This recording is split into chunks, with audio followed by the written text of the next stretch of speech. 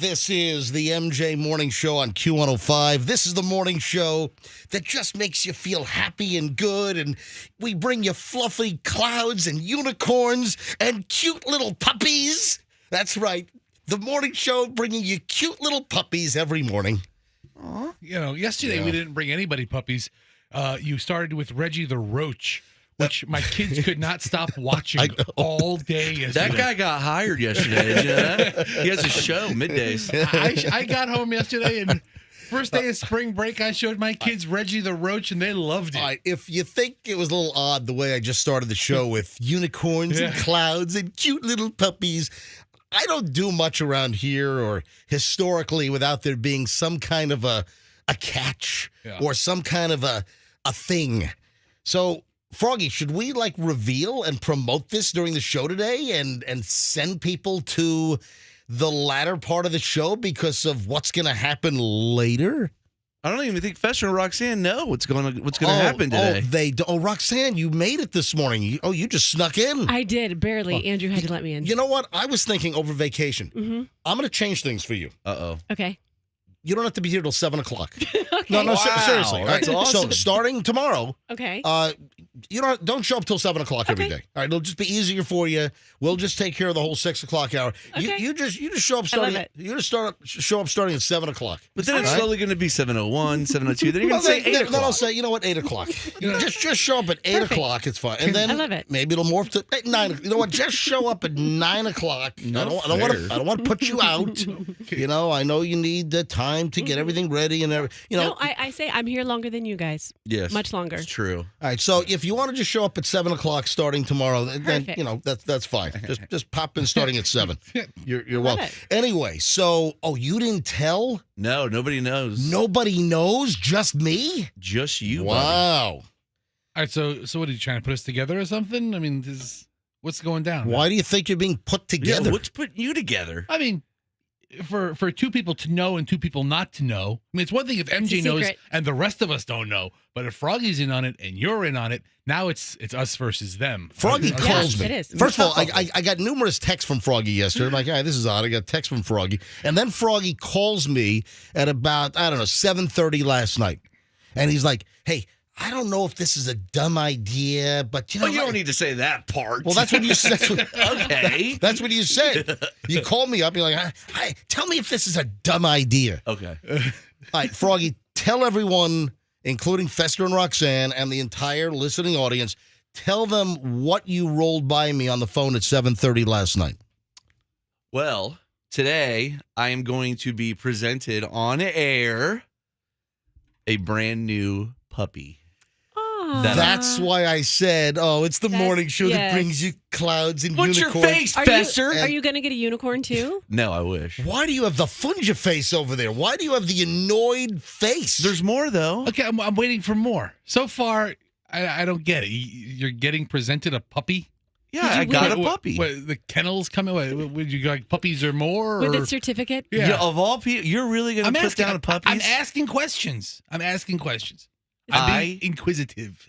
Saw there's somebody who's in the building that. You know what? Fester hates sugar and spice and everything nice. I know. You really are just a curmudgeon. So you have turned into just an angry curmudgeon. Okay, talk about puppies and you have a funja face. Who dislikes puppies? Who makes a sour puss like a poison face when you're talking about puppies? Listen, I like puppies, but Froggy's like, I'm going to be presented a puppy during the morning show. Okay. How about them puppies? Well, we need more details. Well, I could give you the details. Meredith had a friend that has puppies available, and they are French bulldogs. Yeah, these aren't any puppies. So these cute. are, folks, these are Lady Gaga French bulldog puppies. Yes. No, don't do that. No. I'm sorry. I know, I'm not going to walk the thing, that's sorry. for sure. I think you want to hire Lady Gaga's dog walker to walk. So the deal is Froggy and family, they're getting a new puppy, and it's a French bulldog, like 9 weeks old, and the breeder is local. They're, from Zephyr Hills or something? Yeah. And they're coming in this morning at about 9 o'clock with their new puppy. And then I guess Kim is bringing your kids as well? Well, she's going to bring the litter of puppies as well. What? Have you met your dog No, we were yet? talking last night. I have not met the dog yet. Okay. Well, how'd you pick the dog then? I got pictures and videos, and I haven't met the dog. I purchased the dog. I have an uncle that got a Filipino bride the same way. Yeah, I mean, so far, and they've been married for like 25 years. She has about 4 others available that she wants to bring in. What, is she trying to hawk them on the show now? No, but she just thinks it'll be cute for everybody to play with. I see how the whole thing's going together now. Okay. And let me tell you right now, these dogs are not cheap. No. These dogs are. They're so I asked cute. Froggy, how much did you pay for the dog? And he's like, you're really going to ask me that question? I bet it was at least $5,000. Well, I guess 3,000. Okay. Remember we were talking about the French Bulldog puppy signs that were popping up all around South Tampa on the side of the road? Yeah. You know, it's like, hey, we buy cheap houses. And then the next sign is, hey, French Bulldog puppies. And remember we called the number, and didn't they want like $4,000 or $5,000 a puppy? Listen, they're not a cheap dog. No. Okay, so They're very cute. So you're literally adding a dog for like the next 10 years, 15 years of your life today on the show. Yes. Okay, that's cool. So Froggy is going to get presented with their new French Bulldog puppy with the kids here and Kim, his wife, here in the 9 o'clock hour later today. So, yeah, puppies on Anybody the MJ. else want one? Roxanne, you want a puppy? I don't want to tell my kids about it because they're like, how come we're the only people in the neighborhood that don't have animals? Yeah, my kids would love a dog, but we want like a Because mutt. your kids act like animals. That's why. All right, 607. That's right. 607 on the MJ. Just getting rolling here on the MJ Morning Show. It's going to be a busy, was it Wednesday already? Wednesday morning. And yeah, puppies later this morning for reals. All right, 608. It is the MJ Morning Show. Pat's got traffic. We got a lot of crap today. Don't move. We're back in minutes, MJ Morning Show. Okay, so far so good.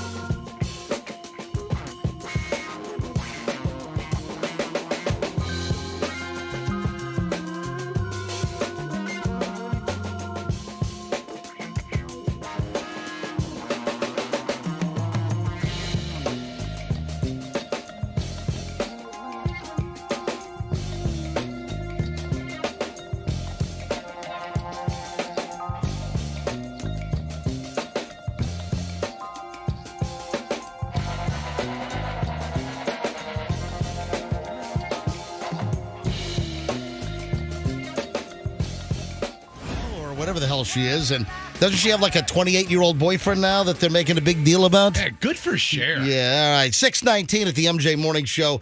Hey, folks, MJ, Roxanne, Fester, Froggy. Do me a favor. Somebody, Andrew, look, how old is Cher now? I just punched Oh, it. you did? Okay. Yeah, What is she she? is 76. Oh, I said 77. I wasn't that far off. Her birthday's But I would coming have up. lost with the Price is Right mountain climber game because I would have been over. No. Oh, yeah, you would have. She's What do you mean, 76. no? Hold on. She's 76. I said 77, so I would have lost the mountain climber game because I would have been over and I would have crashed. Oh, my God. But everybody, we've got more pricing games coming up next on The Price is Right.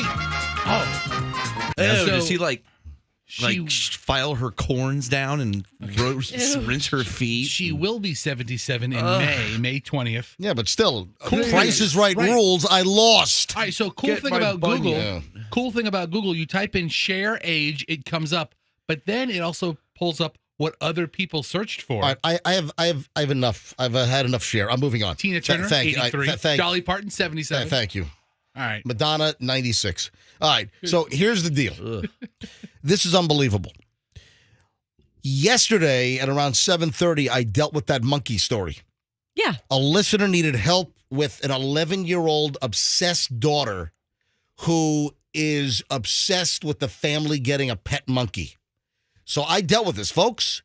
I dealt with it with MJ skill and kid gloves. I handled it, I think, very... By the way, that person has gone dark on me. The individual that had approached me trying to get MJ Morning Show help, they're not responding to me anymore. And, of course, I handled things with somewhat tough love yesterday, but there is a big monkey update. So not to their situation. No, to- well, just, you know what? Don't spoil things over there. Just a general Just monkey stand by. situation. In about an hour and 10 minutes, I'm going to do this around the same time we did the monkey story yesterday. And for early listeners, very simple. While we were on spring break, I got a direct message from a listener on Instagram at Certified MJ Radio. Give me a follow. Certified MJ Radio. And they said, hey, MJ, need your help. Need advice. And they were even asking for some of Roxanne's phenomenal parenting skills on how to deal with their 11-year-old daughter, who has become monkey obsessed. Every day comes home from school and is pushing the family to get a pet monkey.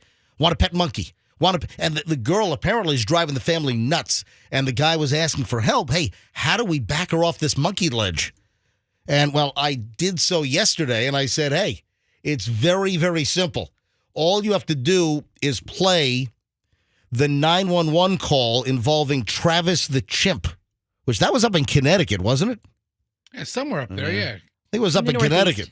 Hey, Andrew, did you take the Travis the chimp audio bites off my button bar? Can you dig them up quickly in there and let me know? Give me a thumbs up when you have them. So I said, hey, you want to get your little 11-year-old daughter off this monkey kick? You play her like the 7-minute 911 call of Travis the chimp attacking this friend's lady. Here, listen to a little bit of this. Go. Oh, God. Stand for 911. Where's your emergency? Oh, this is Sandy. 231 Rock Criminal Road. What's the Send problem? the police. Send the police. What's the problem there? The chimp killed my friend. What's the problem with your friend? Oh, please. What's the problem with your friend? I need. So her pet chimp Travis attacked her best friend. He who was came big, over to, right? Yeah, who came over to the house. And I said to this guy, I said, hey, just play the 911 call of the chimp attack. Your daughter's not going to want a monkey anymore. Well, guess what? There's a follow-up. Unfreaking believable. It's amazing how this stuff happens. So I've got an update to that at 7:30. So hang on, just over an hour from right now, I've got a major, major update. And, hey, more fuel to the fire, all right? I've got more oomph. So hang on, we'll get to that. Yes, Roxanne. Hold on a sec. Yes. Did you know that Travis was an animal actor and was in like Coca-Cola commercials on the Maury Povich show? He was like, Hold he has on. like an You mean- IMDb page. You mean Travis could have attacked Maury Povich? Could have. Oh, no. Oh my God. No, at the time we needed Travis. You are not the father. And then the chimp goes nuts and starts attacking Maury Povich, you know.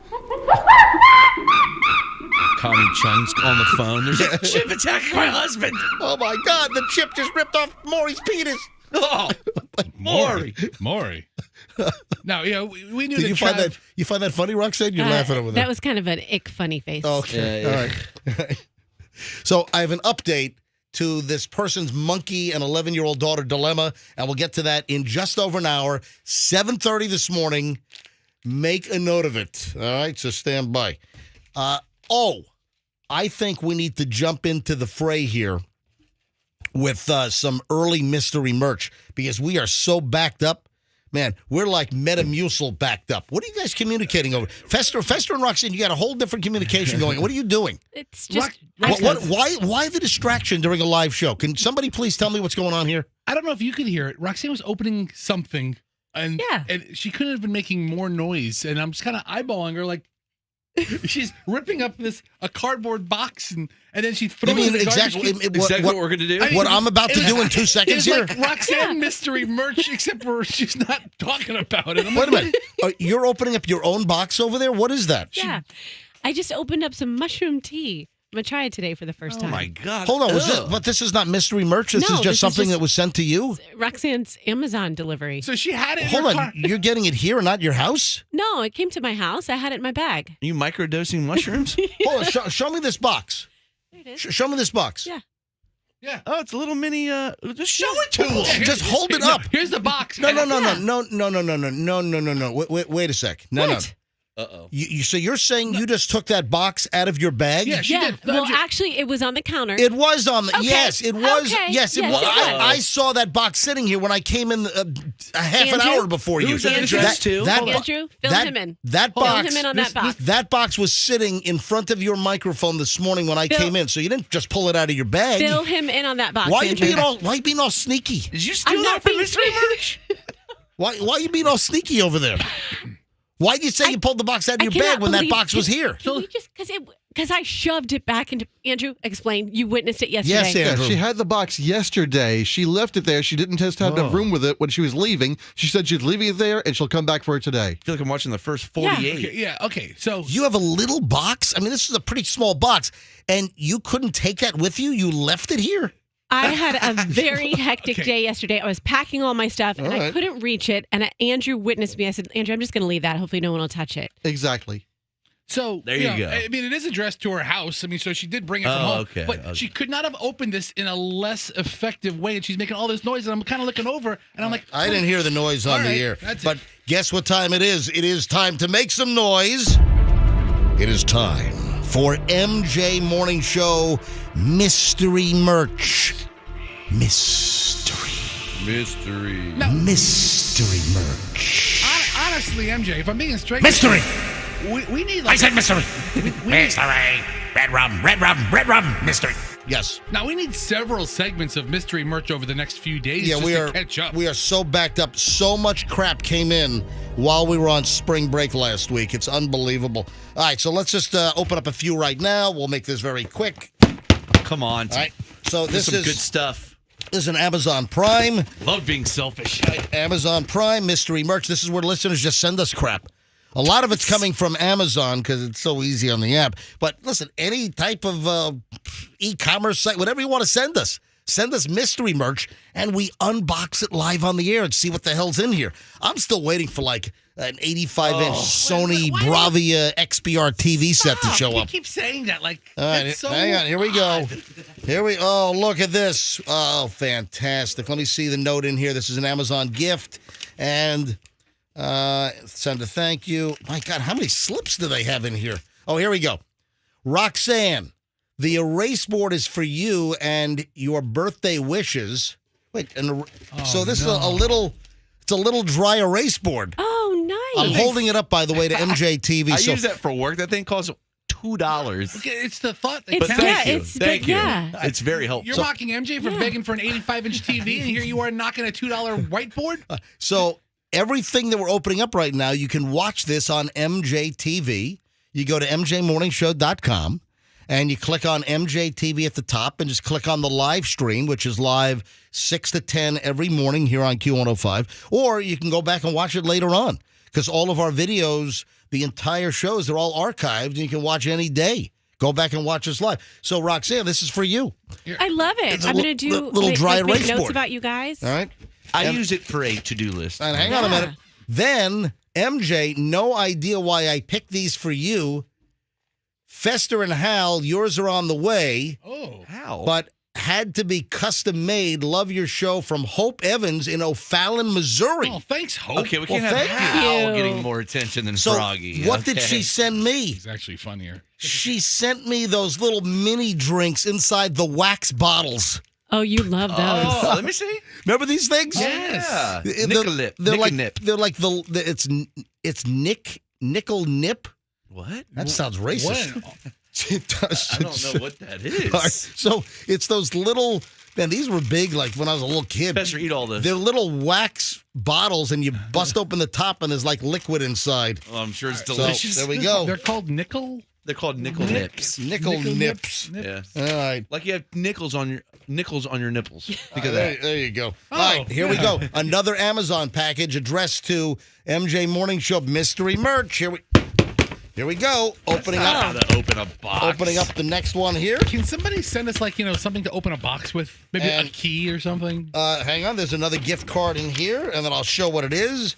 There's when any of you get unhinged, have a snowball fight. Love the show. You always make me laugh. Wanda from Wanda. It just says Wanda P from Wanda. It's a lovely area. Yeah, but it doesn't say where she's Oh, from. the fake So- snowballs. we've got, look at this. I'm holding it up to the camera. It's a whole little bucket of fake snowballs, 20 pieces, indoor and outdoor fun. Okay. They're fake snow. We can have a snowball fight. Look at this. Somebody Oh. figured out how to market balls. Look at that. All right. So there Hey. is a town named Wanda, Minnesota. So Are maybe you she- serious? Maybe she's from there. I don't just know. figured out what this is for, It's guys. for your birthdays. Yeah, it's for my birthdays. Yeah, right. Every is- day, MJ, and it's gotten to the point where I don't even tell you anymore. Roxanne holds up notes to our MJ TV cameras for like happy 50th birthday the Yeah. other day to Yeah. some guy. Right. Yeah, and now she has a whiteboard for it. So Oh, what the? What? Dude, stop it. Oh, That was a good. That was a good Stop. plunk. That was a good one. Yeah.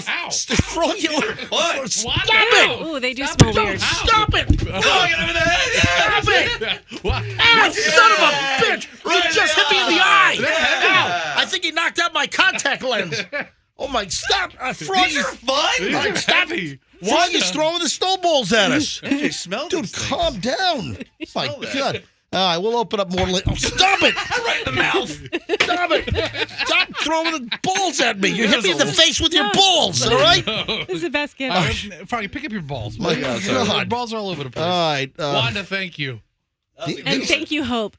These things, they look like fluffy balls of cotton, but they got a little weight to them, you Yeah, know? they're fun. Oh, my God. All right, so a couple of mystery merch items we just opened up. Hey, let's do some early morons in the news next on the MJ Morning Show here on Q105. And don't forget, about an hour from now, I'm going to deal with the monkey update. And then you want to be listening at 9 o'clock this morning because we've got puppies.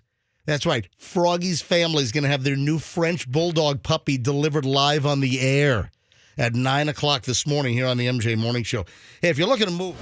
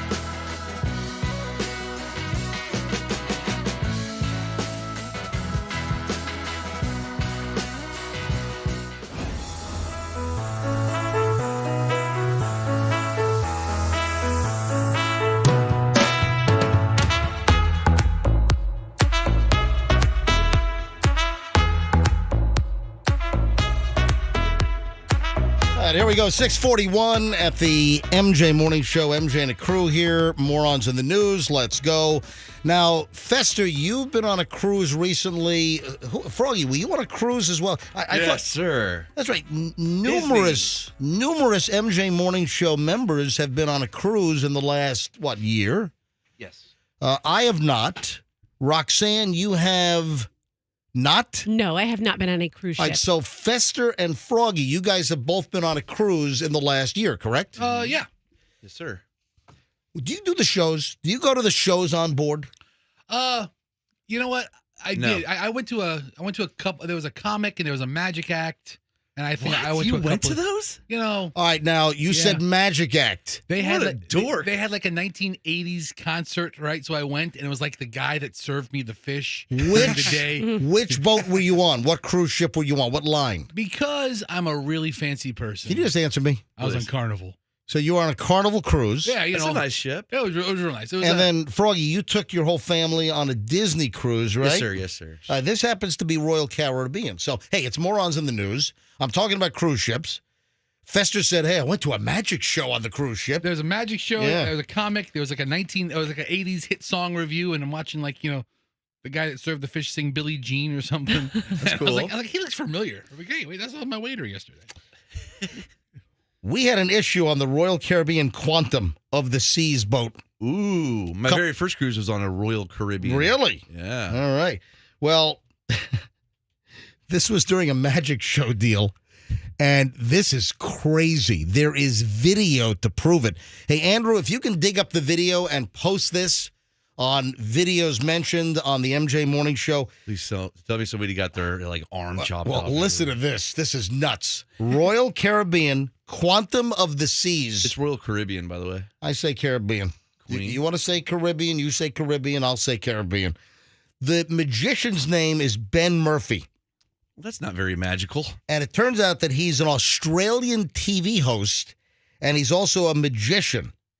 And he was attacked On stage? on stage on the cruise ship. This dude was pummeled. This guy was attacked by an audience member. See what happened? Will Smith started all of this. So during the magic act on this Royal Caribbean cruise, Murphy and a volunteer from the audience sat with folded playing cards sticking out of their mouths as Murphy, the magician, leaned in for a kiss as part of the trick where the magician then swaps the cards to the other's mouth. And I'm telling you, in the time of COVID, this sounds like a really, really good idea, you know? Might want to axe that one. And what's the other crap that always circulates literally crap. What is the other crap that circulates? Norovirus. Norovirus. The norovirus. Yeah. I want to swap cards with somebody from mouth to mouth card resuscitation here. Wake up the next day with MRSA. So this magician does a trick where the volunteer from the audience has a folded card in their mouth. He's got a folded card, and then they swap. It's part of the trick, Okay. right? Murphy then attempted to take the card out of his mouth, but his eyes, seen in the video and on a large screen above the stage, a member of the crowd, which apparently was the woman volunteer on stage's husband or partner. Oh my God, what happened? The guy jumps out of the audience, charges the stage, and tackles the magician as he's trying to do the mouth-to-mouth card swap.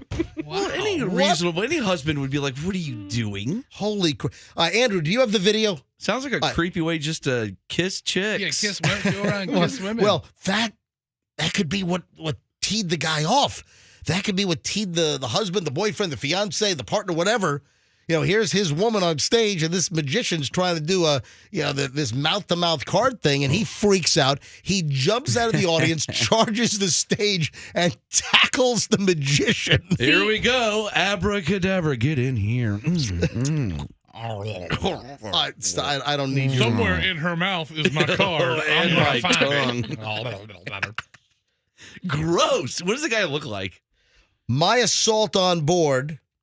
What? Entertainment, comedy, and magic are not contact sports. That's what the magician wrote on social media. Yeah, right. Magicians always use people, but they don't kiss them. They usually try to chop them in half Now, or something. Ben Murphy, the magician on this Royal Caribbean cruise ship, he says that after the attack, he suffered multiple bruises, blurry vision. He said he hit his head so hard that his vision is blurry and that the onboard medical team advised him to see a neurologist when they go into port. Wow. Ben Murphy looks exactly like the kind of magician that you would not want your wife to be making out with. Murphy said the volunteer had given her consent for the act. He said she was lovely and was laughing and having a good time. She danced and giggled and gave consent for it all. The magician alluded to officials not being helpful following the incident, saying this statement was not taken until a week after the attack. Statements should have been taken by the witness that day. This is crazy. MJ, I know you're going to think it's funny, but I follow a Magician Mistakes YouTube page. Oh, by the way, hold on a sec. Yeah. This ship was not a Royal Caribbean U.S. cruise. This was from Australia. Ooh. So it was a Royal. So wait a minute. How is it called Royal Caribbean? Well, I mean, you're not near the Caribbean. well, Royal Caribbean. It's Royal Caribbean? It's worldwide. I know. And I know. I looked it up, and I know. this particular boat, Quantum of the Sea, Yeah. ports out of Brisbane. Crikey of the Sea. Oh, crikey! So, It's Royal Crikey. but I saw a great video on the Magician Mistakes page I follow. Oh man, is this another YouTube channel? Yes, it's a good one. This is Froggy. You realize that every day there's some story What's where, content? where you follow yeah, a listen. video channel on YouTube that's somehow related to what we're talking about. So the most recent video is a magician. He has 5 styrofoam cups, Yeah. and there's a knife under one of them sticking under. Oh it. no! Is Yeah, he? you can look it up. Is he? Yes! And he's smashing the styrofoam. Fester, look it up. Magician knife. Oh so my he goes. God! All hey, right, hey, here we go." Roxanne, give me one of those cups back there. Yeah, just like that. Hold on, give me one of the. Oh, is there liquid in there? Yeah, do you want? Dump I'll it. drink it. Dump it. Here, No, just here. Here we got. Give me We the got a cup. bunch of them. This is crazy. So I'm illustrating this. I'm illustrating this on MJTV right now. So this guy's using these like styrofoam coffee cups. And there's a knife on. Maybe I don't know if there's one or two. There's knives under some of them. So And he goes to smash it. so he then takes his hand and then he goes like this. He goes and smashes the cup. And he's supposed to avoid smashing a knife under the cup. And are you telling me the knife goes through his hand? Yeah. Are you serious? Yeah. Can you spell? Hold on, I'm looking.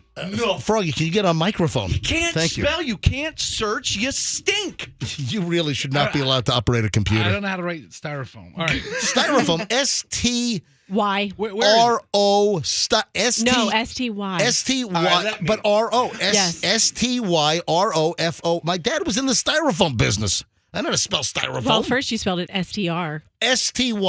S-T-Y-R-O-F-O-A-M, styrofoam. All right, so It's just, where is it? Find it. listen, I don't need to see it now. No. Oh, excuse me, I'm sorry. All right, I apologize. I'll find it. So this guy was attacked, and I guess there was no arrest.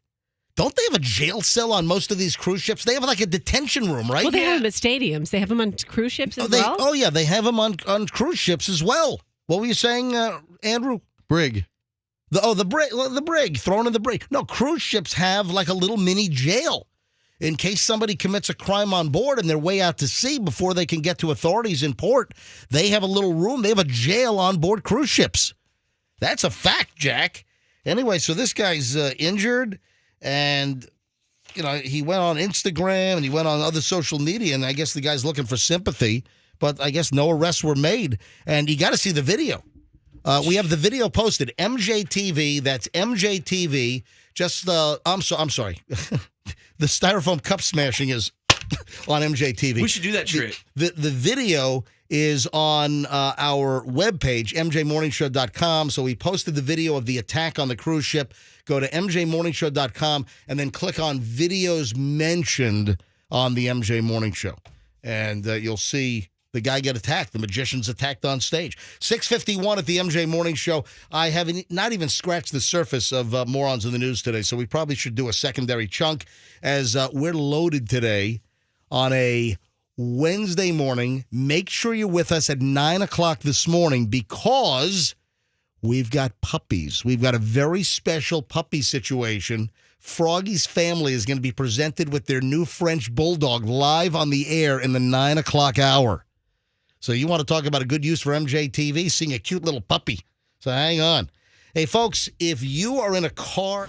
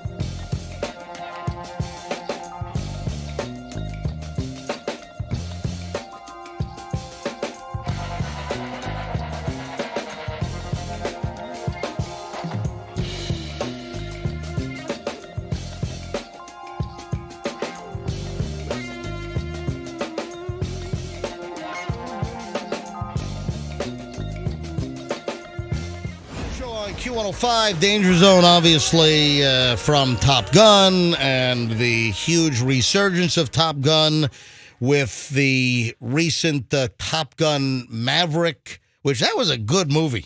I mean, that was, I saw it last in the family. Chloe and Julian and Michelle, they had seen it, and I actually saw it on an airplane. So I watched it on a very small screen in the seat back in front of me, and I thought it was fantastic. Now, speaking of Top Gun, though, quickly, before we get back into the morons in the news, speaking of Top Gun and Tom Cruise, are you about to say what I'm about to say? Roxanne, you're trying to, like, blurt in here, so go ahead. Yeah, let's say it together. I see you. Please blurt. Let's say what together? Let's say it together. Why he didn't go to the Oscars. That's exactly what I'm about to say. Yeah. All right, so, hey, go ahead.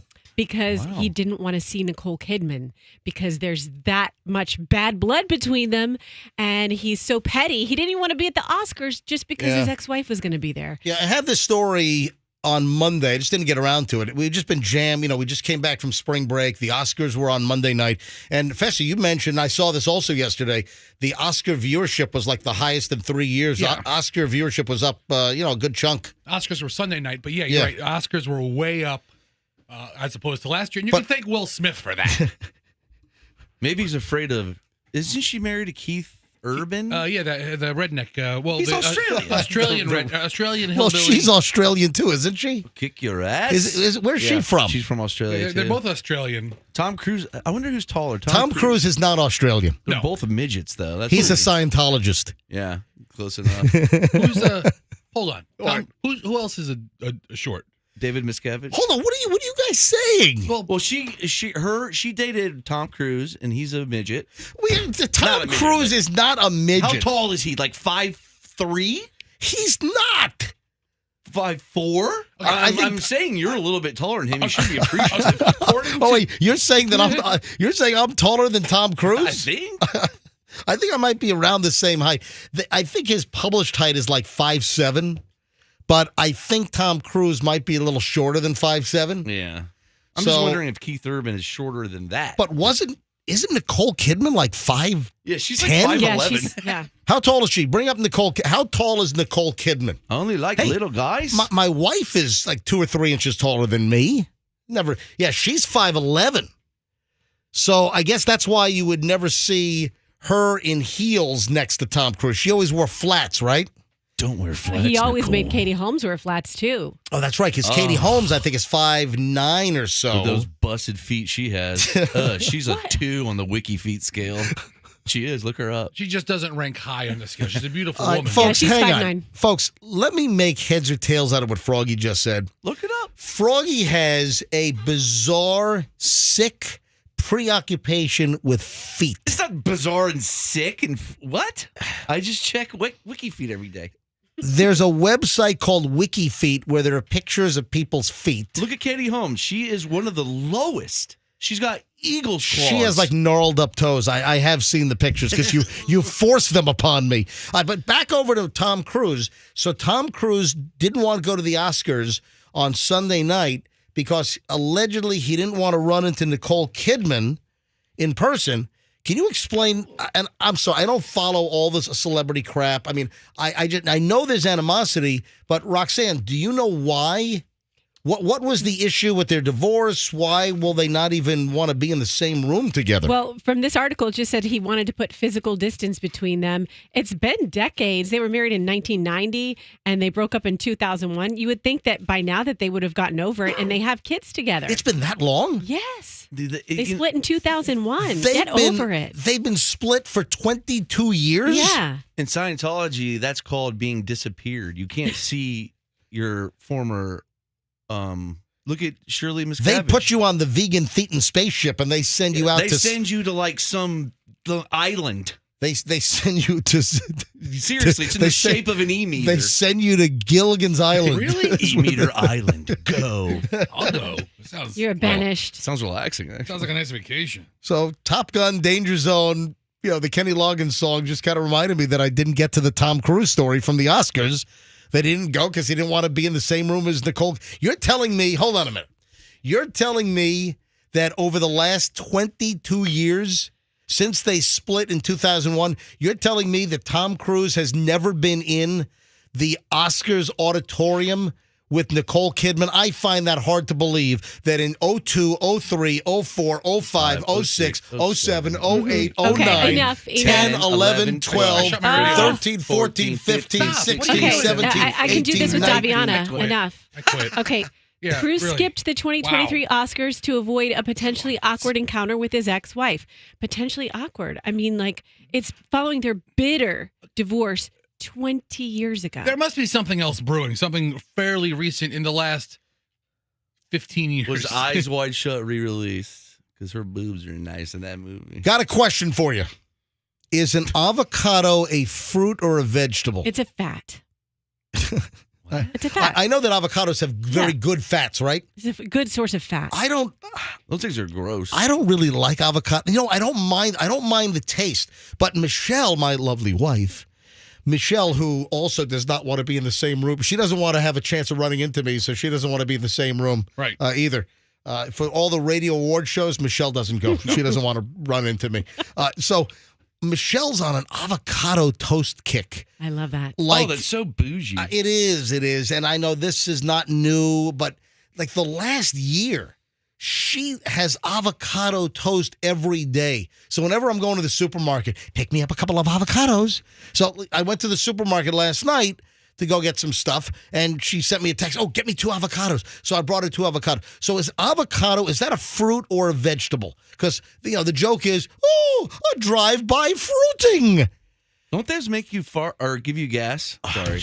I mean, Froggy, why do you always have to go this? No. I think a natural fat would help. Is move things anybody, along. Fester, are you looking up whether an avocado is a fruit or a vegetable? No, I mean, I'm not. I mean, Would you please? You care much more than I do. I think it is a fruit because the seed is on the inside. They call it an oily fruit. So it is a fruit, right? Uh-huh. An avocado is not a avocado is a nutrient-dense fruit, not a vegetable, belonging to the genus Persea in the Laura. All kinds of Latin crap. Though I always. Speaking of. Roxanne had something to say, dude. Well, I'm sorry. Go on. When I'm counting how many vegetables I eat per day, if I eat an avocado, I count that as a vegetable. Like it just seems green. like it's green and it's not sweet like fruit. The reason why I'm bringing this up is we're going to be the butt of more jokes because another Florida story is going to make the national rounds here, the national news, because we have a drive-by fruiting. Right here, locally, folks, a woman's been arrested for domestic abuse with an avocado. Those things are dense. Yeah, an avocado is a weapon. If it's not ripe and you get hit with one, you might as well throw a rock. You remember the burger experiment we did when we thought it would hurt? It wouldn't hurt too much. How can a burger hurt? It'll break up, and then we did it. And it hurt. And it hurt. Imagine whoa. how much. Hang on. We threw a burger. I do remember that. We threw it at Whopper. Fester's head. Oh, that's right. Yeah, there was. I was thinking back to the original MJ Morning Show days. All right, so this was just recently. This was like in the last year when we threw the Whopper at Fester's head and we missed and we hit the wall and we ruined the Q105 logo wall with ketchup Because somebody got arrested for assaulting somebody with a Whopper. with a burger. Yeah, and I'm like, that can't hurt, and that hurt. Imagine an avocado knock your head off. Well, listen to this. And again, right here in St. Petersburg, right here from the very city from which we broadcast, because the Q105 studios are in the city of St. Petersburg. This is a 39-year-old woman here in Florida, here in St. Petersburg. This 39-year-old woman is facing a felony battery charge for allegedly striking her 68-year-old boyfriend in the eye with an avocado. So wait a sec. Felony battery charge? Because she's 39, the boyfriend's 68, so you have the enhanced charges when you have a senior citizen It's involved. elder abuse. It is. Oh. Listen to this. Police say that Carlene Biswanger. Whoa. That is the best last name. Carlene Biswanger. B-I-S Wang. So B-I-S-W-A-N-G-E-R. Carlene Biswanger. And the victim, they were living together in St. Pete in an apartment here for about a year. And the police report says that they are engaging in consensual sexual intercourse. I don't know why that needs to be in the report, but it's in the St. Pete police report. During the confrontation on Sunday evening, probably during the Oscars, Police allege that Biswanger threw an avocado at the victim's face, causing injury to his right eye. Biswanger also allegedly threw a hanging rod that struck the guy in the arm. A portion of the incident was witnessed by a neighbor. According to the St. Pete police report, the alleged battery occurred at an apartment complex for residents aged 62 and older. She was read her rights, and Biswanger denied directly striking the victim. She was arrested for battering a victim aged 65 or older, which is a felony here in Florida. She was released from the Pinellas County Jail without bond. They let her out without bond? They let her out. On Sunday night. So I guess she could go home and see the rest of the Oscars. Biswanger, she's got a little history here. She's got multiple convictions for illegal possession of Xanax, convictions for theft, DUI, obstructing police, probation violation, driving without a license. Biswanger, what? Biswanger's a treat. I wish her name started with a J. Why is that? My God, Roxanne. What? Because it would just make it even funnier. What I don't get it. Her name is Hold on, Biswanger. Roxanne, say what you're trying to say here. No. No. I don't even know where she's going. No, What I do you mean, can't say Roxanne? it. You have to say it. Oh, instead of a B, you wish that her name started with a J? think that'd be funnier. What are you, outrageous. Jizzwanger? Wait a minute. You said it. What are you, 5? Roxanne. No, I don't know that 5-year-olds make jizzwanger jokes. I'm sorry. They don't. I have a 5-year-old. My 5-year-old's never come. Hey, Dad, hey, jizzwanger walked in. Anyway, it's a Roxanne. What's the matter with you? It's a drive-by fruiting. You just said her name so many times, and I was like, wouldn't it be so funny? Roxanne Stern. We have an update to the monkey story next. Wow. There is a monkey update. And folks, if you don't know about the ultimate cuteness that's going to happen this morning on the MJ Morning Show involving puppies, if you don't know what's going on, we're going to fill you in on a must-hear, must-see situation coming up here on the MJ Morning Show. Hold on. We start the long hour and 20-minute chunk of the MJ Morning Show next. We have a lot coming up. Oh, including a grocery store warning. Local grocery store warning. I've talked about this on the show. I've been a good Samaritan in this exact same scenario. What are you rolling your eyes at, Fester? Hold on. You've been a good Samaritan. I have been. You've been nosy. Next, I have not. Back in a minute. We'll make it all crystal clear next on the MJ Morning Show here on Q105.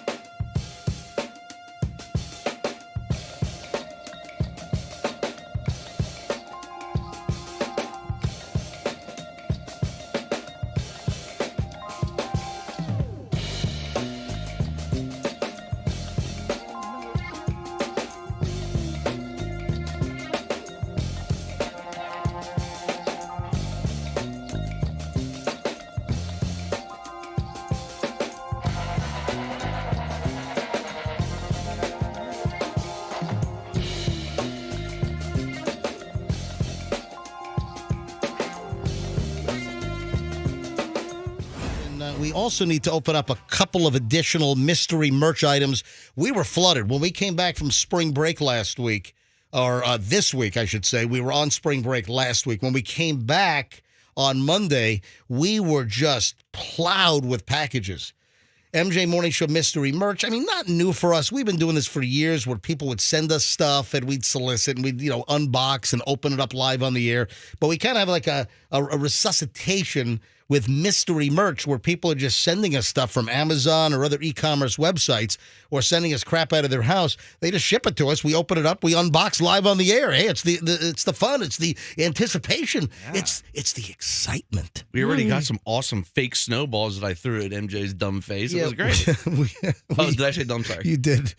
We opened up packages in hour number 1 a short time ago. About an hour ago, we opened up a bunch of packages. Someone sent us 20 fake snowballs for a snowball fight, and Froggy's winging them at my freaking head for 5 minutes. My balls hit you in the chin a few times. Yeah. I got you in the eyeball. Dude, I just dumped that. Oh, my God. You said the same thing an hour ago. I said you're throwing your balls in my face. That's different than what you just said. I don't see how. No, I think it's the same, right? I think it's exactly the same. He was throwing the snowballs at my face. You know what you get for that? No, stop. Stop it. Oh my God. You pegged him right in the face. Ow. Okay. These all right, have... That's enough, Frog. It's enough. All right. It's enough. Direct it's hits enough. with these. It mess with me again, you'll get more. These will put an eye out. These are those things that really you could have some weight to You can them. really aim them where you want them to go. By the way, I was a pitcher. If you were watching MJ TV, or if you go back and watch MJ TV later on, you just saw Froggy hitting me in the face with these balls again. Those things are so fun. Stop it. All right, let's open. Did you smell them? Yeah, they smell. They have a... I'd Roxanne, just stop it. Did you smell? Just stop it. What are you trying to set up? Seriously. Stop Go it. ahead. How do they smell? You try it out.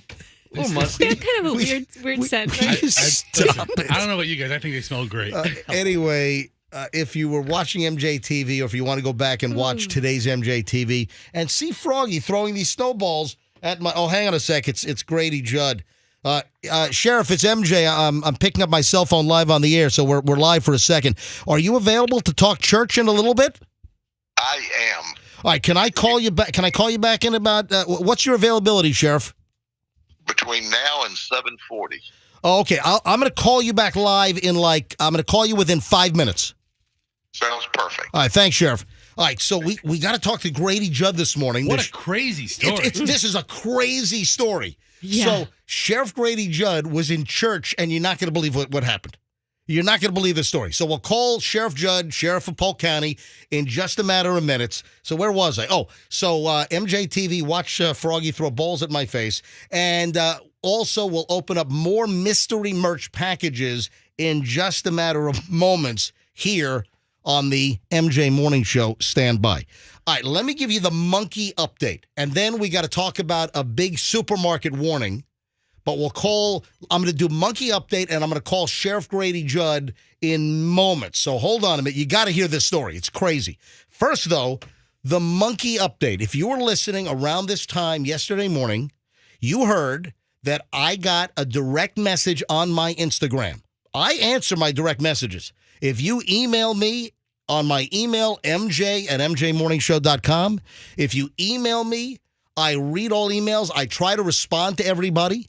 If you direct message me on Twitter, or you direct message me on Instagram, is really my preferred social media platform these days. And I'm Certified MJ Radio. So on Instagram, give me a follow, Certified MJ Radio. Oh, also, do you see how many views? Are you able to see the number of views if you're just looking at my account, or can I only see the number of video views? I don't know. Let me go to my Instagram. The cockroach crawling around in our lobby as I was coming into the studio yesterday here at Beasley at Q105. This video has a ridiculous number of views. I saw it today. I mean, it's nuts. So yesterday morning, I'm coming into the studio, and in the lobby, there's a gigantic cockroach on the floor. The thing's got like 6,000, 8,000, whatever it is. It's got thousands and thousands of views. And Who said that their kids were infatuated with this? Yeah, yesterday I get home and the kids are like, "What'd you talk about on the radio?" And I was like, "Well, we met Reggie." And they're like, "Reggie? Who's Reggie?" "Reggie the Roach." And I showed them the video of Uncle MJ looking at talking to Reggie the Roach. Is it Reggie or is it is it Regina and she's pregnant? Because that thing is huge. Hey, somebody said, "Why didn't you step on it?" I'm like, I'm not stepping. I don't want roach guts on my shoes. And then somebody else responded to me, "Yeah, you might, if it is a female, you could get roach eggs on the bottom of your shoes and then drag them into your house." I don't know if that's true or false, but if you want to see the cute little roach that greeted me, well, I'm sorry, it's not little. It is kind of cute though. I like it. If you want to see the massive roach that greeted me in the Q105 lobby yesterday morning, the video is up on my Instagram account, Certified MJ Radio. That's Certified MJ Radio. So give me a follow and go check out the video, Certified MJ Radio. Also, 9 o'clock this morning, you're going to want to be listening. We've got puppies. Froggy is being presented with the family's new French bulldog, and this seemingly came out of nowhere. I don't know where this came from. Very spontaneous decision on my part. Yeah, a very spontaneous, like $4,000 or $5,000 decision for a French bulldog, and the breeder's bringing in the whole litter this morning at 9 o'clock, and they're going to present Froggy's dog to Froggy, his 2 kids, and Kim, his wife, live on the air in the 9 o'clock hour this morning, so make sure you're listening. The monkey update, then we got to call the sheriff. The monkey update is as follows. I get a message on my Instagram at Certified MJ Radio from a listener saying, "I need help.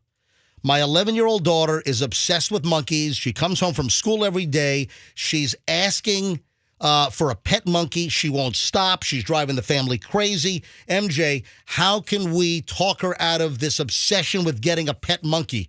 And I offered up advice on yesterday's program, and that was just play her the 7-minute 911 call of the woman getting attacked by a chimpanzee named Travis in Connecticut back in like 2009. Then he was jumping off of my railing and he crawled up my back, yanked out multiple wads of hair, and then ripped my ear in half, and it was just hanging. And that's now, not the 911 call. Dude, hang on. It's not? Dude, well, I'm just to point it out. Hang on. I'm getting, that's why I'm playing it. And now there's this. So, and now there's another monkey story. How the heck did this happen? I mean, the timing is uncanny. So yesterday we're talking about, hey, you want to get your daughter off the monkey kick, play the Travis the chimp call, and now we have this. Then he was jumping off of my railing and he crawled up my back, yanked out multiple wads of hair, and then ripped my ear in half, and it was just hanging. Now we have a new monkey story. Oh my! I thought that was the woman that was attacked by Travis. I'm like, she sounds pretty good. No, this is new. Okay. This is brand new. Okay. I was doing a creative segue until Fester tried to mung things up. You didn't explain it well. I mean, it's an audio medium. I was coming right back to explain it. This is insane. So I get a listener that's asking for monkey help with their obsessed daughter. And then yesterday, a story breaks from Dixon, Oklahoma. A Dixon, Oklahoma woman is recovering after a monkey attack. Brittany Parker said she was sitting on her couch on Sunday when she saw a monkey on her porch. Isn't there a song about this? Don't look now, there's a monkey on my back. Wasn't it a George Michael song? Yeah, literally. I think that was a line. So at first, she said the monkey just seemed curious.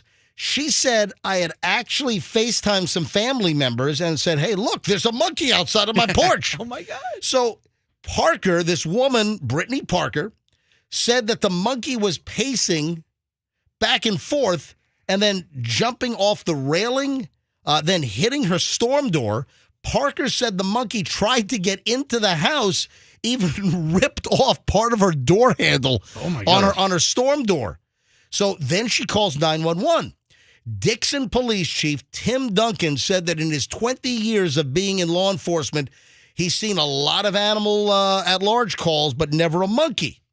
So they weren't sure if they heard the call correctly. Yeah, please visit the woman at this address. There's a monkey on her porch.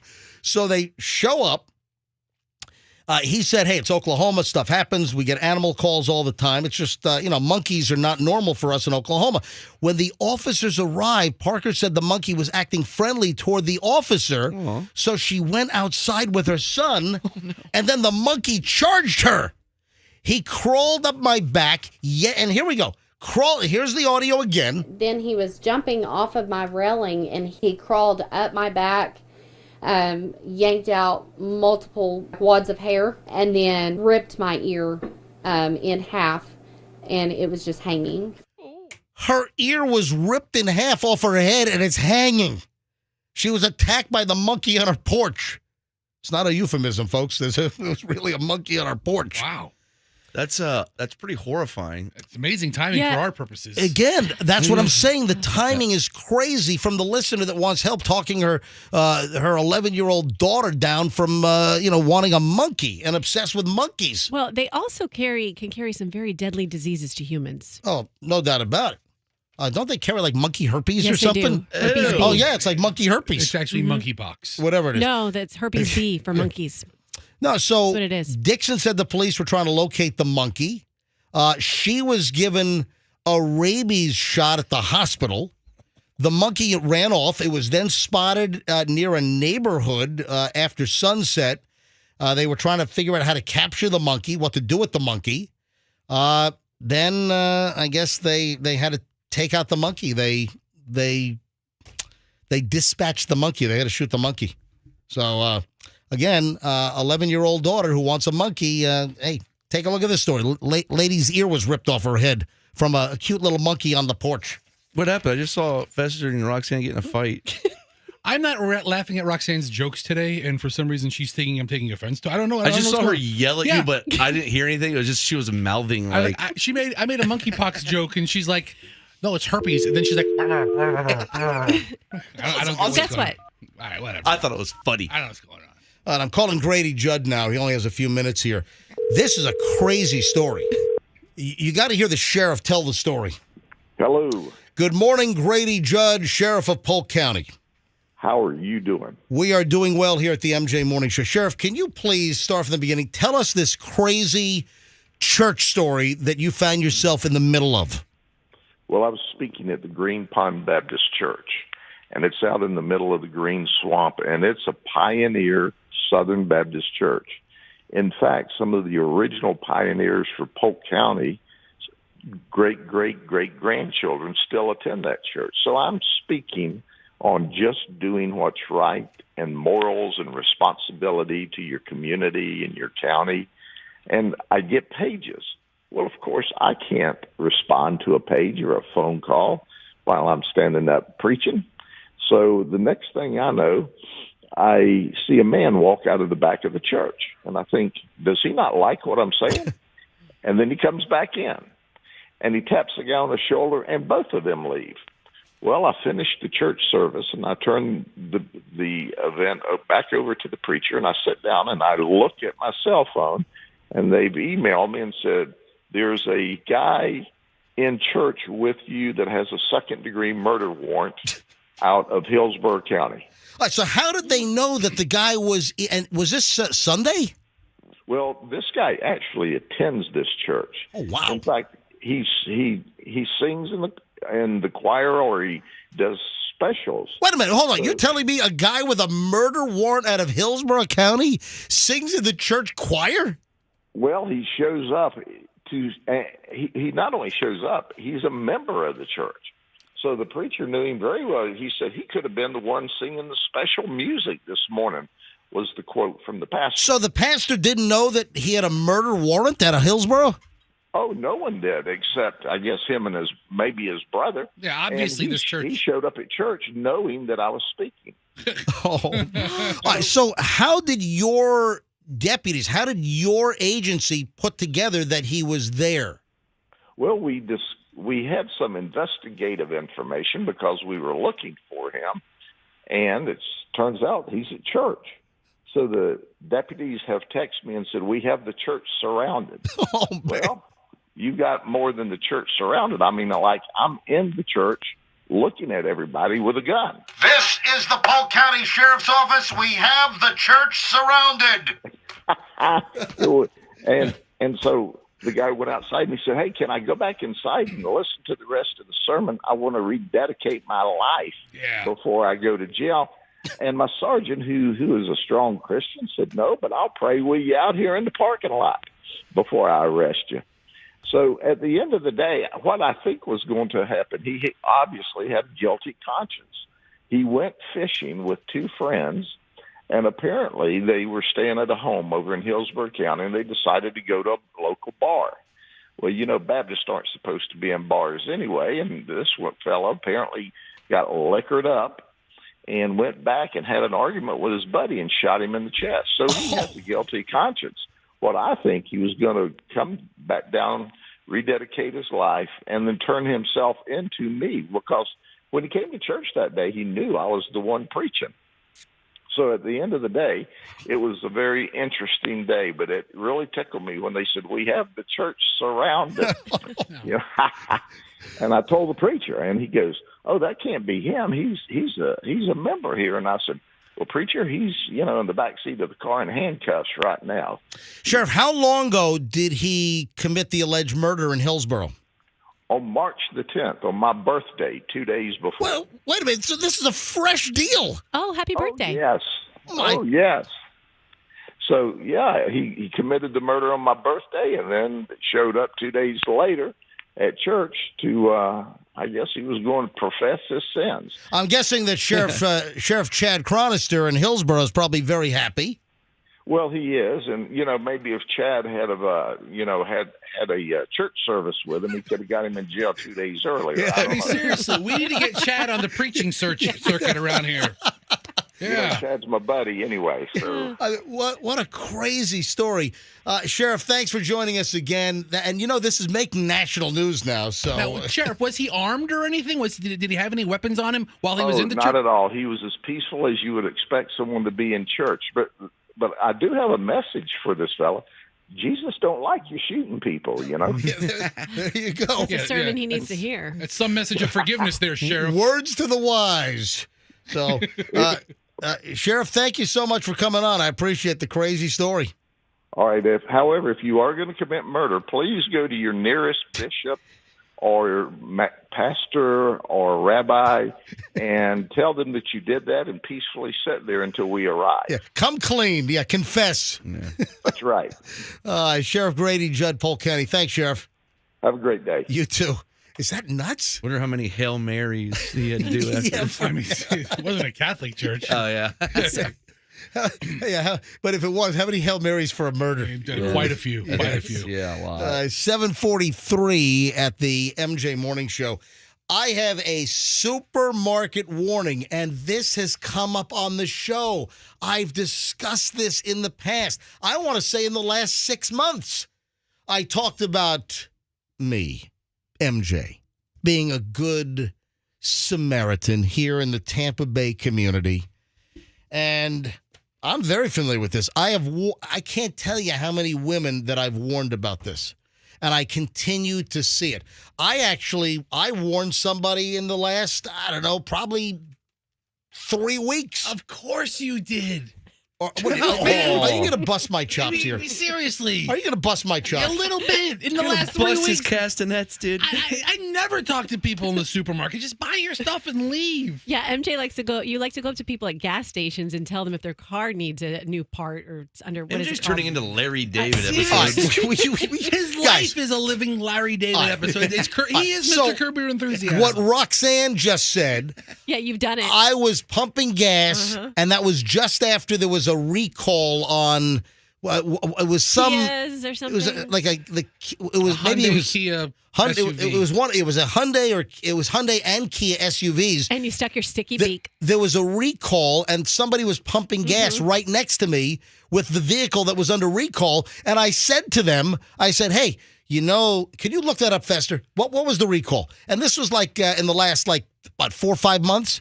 So I cannot recall. We Look had it up. just done the story on the show, and there was a recall on these particular Hyundai and Kia SUVs, and the person next to me has the vehicle. I'm like, hey, did you know that there's a recall on that vehicle? And they said, no, I did not. I said, yeah, so look this up on your phone. And they actually started looking it up, and they're like, oh, thank you very much. And they have the right year. Did you see what it was? Was it a transmission and oil pump I think malfunction? could it catch on fire or something?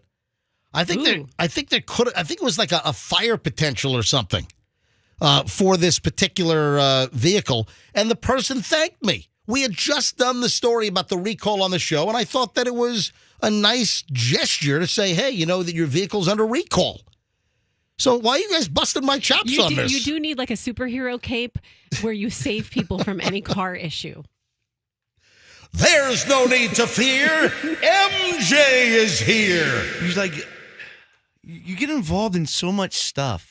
Like, it's so stupid. Wait a minute. Why is it stupid to say? You're just literally, you're turning into an old you're Larry David. In the last 3 weeks, of which you spent half of in Scotland, you walked up to somebody in a supermarket and advised them against this? I said about no, not at a, I wasn't in a Tesco or a Marks and Spencer. I get that. I understand. Or a Sainsbury, whatever no.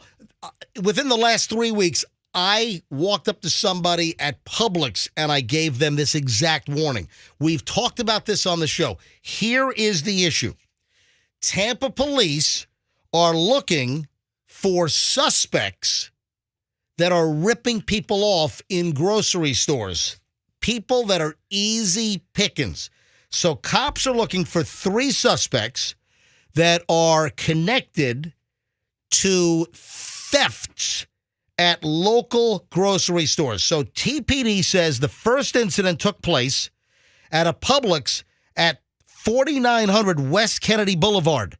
Whoa. That's the Publix I go to. That's where I warned somebody 3 weeks ago. In the exact same Publix, they were ripped off. They probably have footage of you warning this person and then them getting robbed. Listen to this. This happened on March 11th, so I was in Scotland. Okay, all right. Listen, this is from ABC Action News.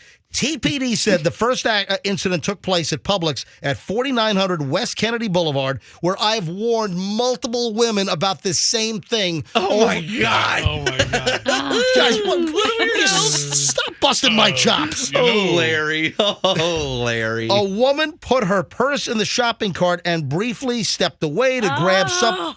Roxanne. No, if some guy came up to me and told me to not do that, I would be so mad. Yeah, that'd be creepy. Why would you? I've had the women that I've said this to have thanked me. Yeah. No, they have all. Then they reported you. They did not. All right, guys. You know what? You're turning a good deed. You're trying to excoriate me and demonize me for a good freaking deed. I would be like, I got it. I'm good. Okay, I have 2 eyeballs right here. I got my purse. No, women are getting ripped off. It happens all the time. So what happens is women in the supermarket, they have their purse in the front of the cart, you know, where the baby seat is. They put their purse right in the front of the cart, and then they turn away, and then it makes it easy pickings. So I have, on multiple occasions over the years, I did it as recently as 3 weeks ago at this very same Publix at the 4900 block of West Kennedy. It's the new little Publix across from West Shore, and it's where the old Sports Authority used to be. Okay. All right. So hold on, we've got a caller that's calling in about this. Tell her I'll be right there. Is this one of the women that MJ saved? Hold on, guys. To really prove your point, you should actually steal the woman's purse and say, missing something? No, you know what? What is wrong with you? Stop it. It's like a secret shopper. I feel good about myself. I have, at this exact same Publix where people are getting ripped off and other stores, I have warned women, hey, and, you know, I approach them very calmly. Hey, I'm just trying to, point something out. You've turned away. Your purse is there. Somebody could grab it. I've had women. Get away from me, creep! Mace! Security! Security is a little person. Guys, they listen. Stop. Stop. You know what that is, right? That's the alarm. That's the whistle. Oh, the whistle. So I've had every single woman that I've pointed out, hey, your purse. How many? I've probably done this a dozen times. What? But hold on. But you know who else walked up to women calmly? Ted Bundy. Yeah. Okay. Ted Bundy walked up to women about a dozen calmly. times. Stop it. I'm talking about over years. Yes, same with Ted. Over years, I've probably done this a dozen times or more just to say, hey, careful, your purse is unattended. I don't want you to get ripped off. So I have done this. It is a friendly, good Samaritan thing to do. Why are you trying to turn me into a creepy stalker?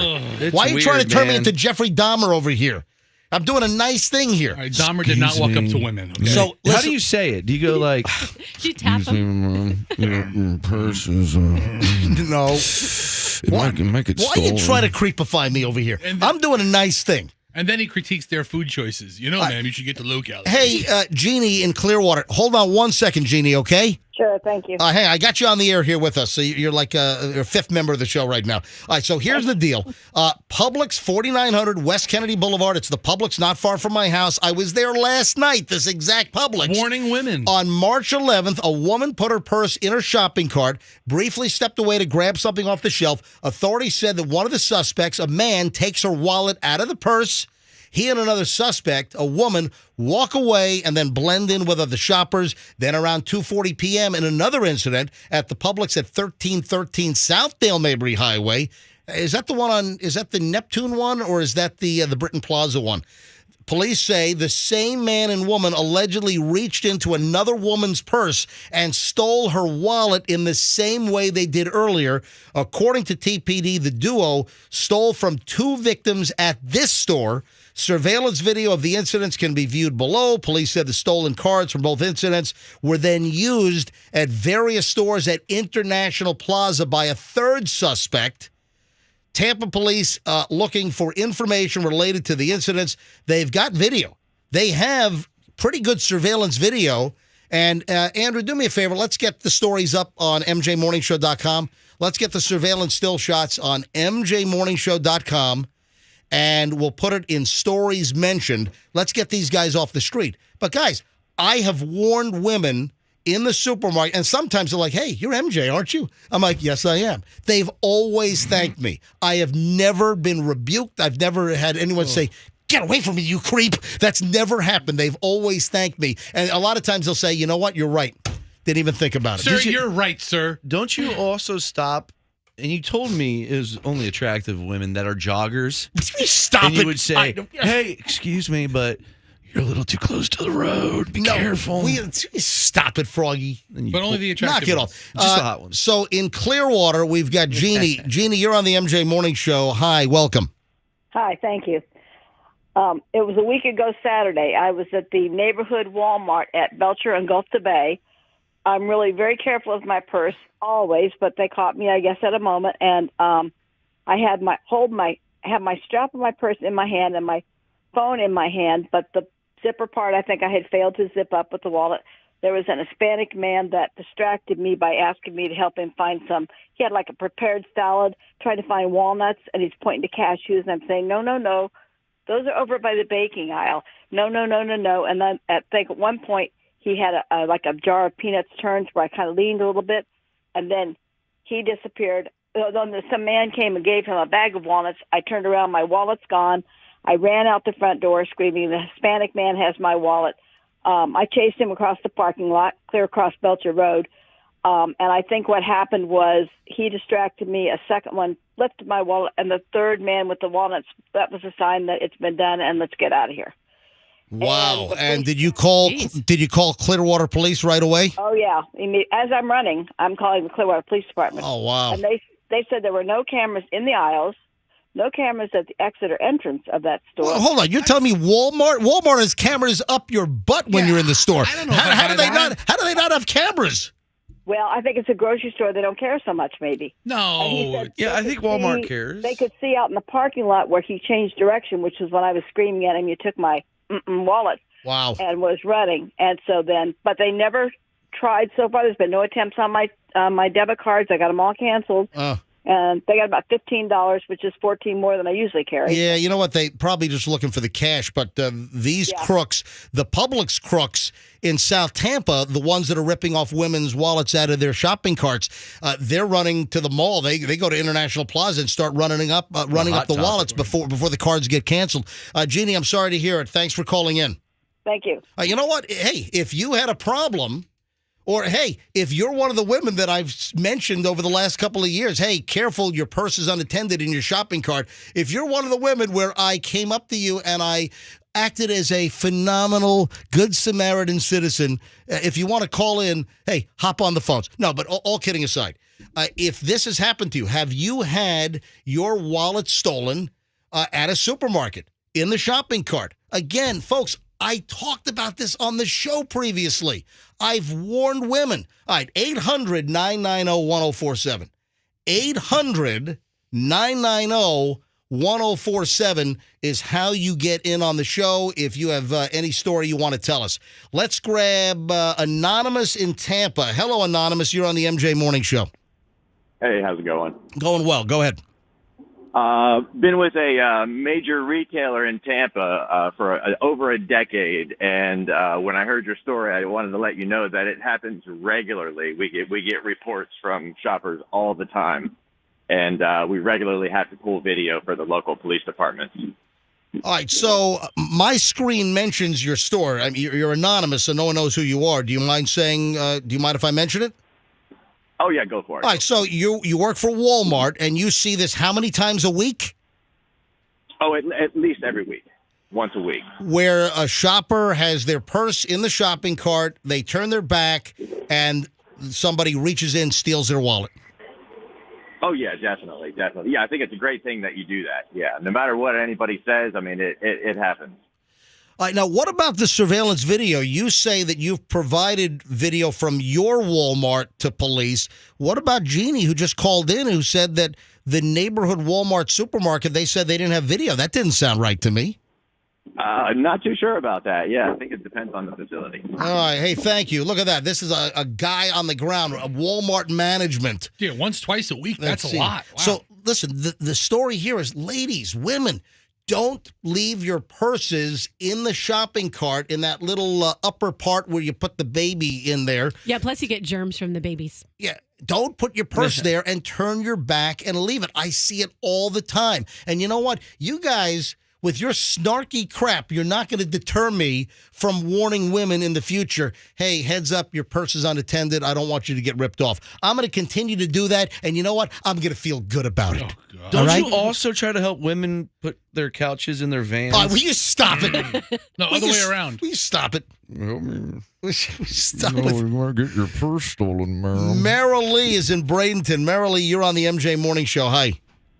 Hi, good morning. I love you guys. MJ, I got to relate to you because the other day I was in Walmart and I, not thinking, I had my wallet in the cart and I'm going around and I did walk away from it. And this nice lady came up to me and she said, you might want to put your wallet in your bag. And I was like, not even thinking. And I'm like, wow, she could have really just took my wallet and not said anything, but she was a good Samaritan and she told me to put it in there. And I was, stupidly enough, I should have known better. But I mean, I think if these people are getting ripped off, I'm sorry to say this, but don't be crazy and leave your purse and walk away from it. Be mindful of your surroundings. So unlike my coworkers here on the MJ Morning Show, you support and you agree with me warning women when I see their purses unattended in supermarket. Yes, wholeheartedly, because I mean, I wouldn't want that to happen to me. And I was lucky that lady said something because she could have just taken it and walked right away with it. But you got to be mindful. I mean, I'm a woman, of course, and I mean, I should know better than to leave my purse in the cart and walk away from it. I wear a crossbody bag, Me So too. I wear that on me at all times. Marilee, thanks for the call. I I wear a appreciate fanny bag. Thank you for supporting me and the good deeds that I do in the Tampa Bay area. God, kiss your Of own course, butt, of dude. course. Your coworkers should probably take an example from you, MJ. Exactly. They can learn a thing or two from me. Marilee, do you know how bugged out you'd be if you're shopping and MJ? Oh, excuse me, ma'am. I've noticed your purse. Marilee, thank you for calling in. I love you guys. Bye. Thank you, Marilee Marilee. would be so creepy. for you. Every woman that I pointed this out to over the years, that your purse is unattended in your shopping cart, they've all thanked me. None have said, stranger, get away. No one has yelled and said, get away from me. It hasn't happened. No, I wouldn't think you were a creep. I would just be annoyed because I would be like, what do you think? I'm incompetent? Well, I'm just going to let my purse get woman's snatched gonna up. try to Roxanne, hit on the women are getting ripped off. Every woman has thanked me. Come, give me a break. Everyone. All right, look at the phones on this. 800-990-1047. 800-990-1047. I didn't expect the phones to blow up on this, so I'm running a little late with why more women are doing this to their husbands. All right, so hang on. In minutes, we're going to now in a minute, after I finish with phones, we'll segue into why more women are doing something to their husbands. Hold on. I'll explain that in a matter of moments. Let's hit Spring Hill and Desiree. Hey, Desiree. Welcome. MJ Morning Show.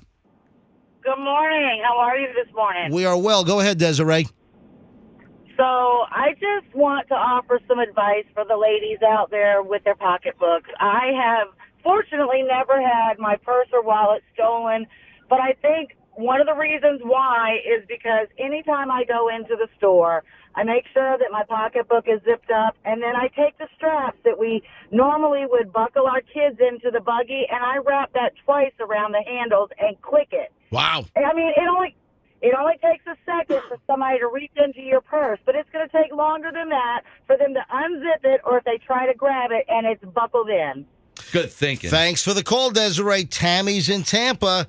Hey, Tammy, welcome to the MJ Morning Show. Good morning. Yeah, she's got the right idea. I do the same thing, but I don't use just a buckle. I actually padlock my. Wait a minute, you carry a master lock with you? I do. I carry two of them just in case. One could be a weapon and one. Always. I'll tell you what, and if someone tries to rip off your purse, you do the lock and the sock. Yeah. You sock off your foot. You have a sock filled with padlocks, and you whack them with it. I can do that too. But yeah, you'd be surprised how many women walk away from the purse or turn around. I'm like, ma'am, don't do that. Somebody will walk off with it within a second. All right, so Tammy, my fellow crew members are trying to demonize me, MJ, because for years I've warned women in the supermarket you're not attending to your purse, and my crew is trying to demonize me. No. Would you like to thank me for my service to the Tampa Bay area? I'd love to thank you for everything that you do to help us women. Thank you very much. MJ, so weird. For the record, MJ, have a great day, Tammy. We are not trying to demonize you. You're making fun of me. You are pillorying me. We are trying to creepify you. Yeah, there's a big difference. Oh, you're trying to turn me into you're not a demon. You're trying to turn me into a supermarket stalking creep by telling women, "Hey, your purse is unattended." Or busybody. You know what? I feel good about myself, and I'm going to continue to do it, especially with the rash of purse thefts that are happening, and right here, in the Tampa Bay area, and even this week at the Publix that I shop in on Kennedy Boulevard. Maybe you get a part-time job there, just working security. You're a wise ass. What a wise ass. Yeah. Let me Annette. Oh, she had it happen to her at Winn-Dixie. Hang on. Oh, Miss Funicello. Annette is in St. Pete. Hey, Annette. Welcome to the MJ Morning Show. Hi. Hi, Annette. Hi, MJ. Hi, everybody. Love you guys. Thank you. Go ahead, Annette. I was in Daytona Beach. I had my left hand on the shopping cart, and I was reaching over to pick up fruit, and I felt a presence behind me. My purse was taken right out of the cart, my car keys, all my credit cards, everything was just gone. Oh, was it a ghost? So here you're trapped. Did you ask if it was a ghost? I don't know, just the way she said it. Like Annette, you said a presence, like a spirit. Oh, an apparition stole her purse at Winn-Dixie in Daytona. Annette, and you're trapped in the store. They got your purse with your keys, so your car is in the parking lot. You couldn't even leave. No, I couldn't even leave. I had to call to get a ride. And it was in the produce department, which is up at the front of the store. And even though I was yelling and I was like, stop, everybody looked shocked. It was just happened. So nobody was able to intervene? Nobody even tried. I was standing over there by the tomatoes. Yeah, listen, I love you. I was going to throw a watermelon, but he was out the door before I could do anything. So, and it was my new. Annette, did they ever get the individual that stole it or gone? No, there was no way to catch him. He was on foot and he was gone. Annette, thanks for calling and appreciate it. Yeah, I got to admit, I'm not getting involved in that. I'm not getting shot for anybody's purse. No offense, people. Fester, you know what? You'll stand and watch an old lady get mugged. I mean, really, come on. No. I'm jumping in to help. I'll make a great witness, though. I'm jumping in to help. Would you be annoyed if a woman came up to you and said, hey, those shoe lifts are bad for your ankles? Sir, you're really exerting a lot of pressure on that. Are you entertaining yourself over there, Froggy? I like that one. That was kind of good. If you're just tuning in, there's been a rash of thefts in supermarkets in the Tampa Bay area. We've got 2 in South Tampa at Publix locations where women leave their purses unattended in the shopping cart and their purses are getting ripped off or wallets are being taken out of the purse. And I have warned many women when I'm shopping at this exact same Publix, 4900 block of West Kennedy. I've warned women, that's, the Publix, close to my house, and I've warned women in that exact same store, hey, you've turned your back, your purse is unattended, and they've all thanked me. Well, you go to Publix, they have all the pictures of the managers. They should put one up of you. Oh, great. The bottom corner, MG. Are you having fun mocking me? Are you having fun? Community security. I'm doing a nice thing, and you guys are on a it's Macarama over I'm here. trying to get your picture on the wall at the grocery store, dude. I'm trying to help you. Let's grab Davika and look at the phones on his. Phones have exploded. 800-990-1047. Davika in Tampa. Hey, Davika. Hi, good morning. Morning. How are you guys? We're great. Go ahead. Oh, I love your story, and I can relate a little. It didn't happen to me, but I was shopping in Britain Plaza Mall, Publix. Yep. And I did see a lady with her bag in the same place a baby sits. And she walked away, and she's on the phone talking to whoever, asking them what they want from the store.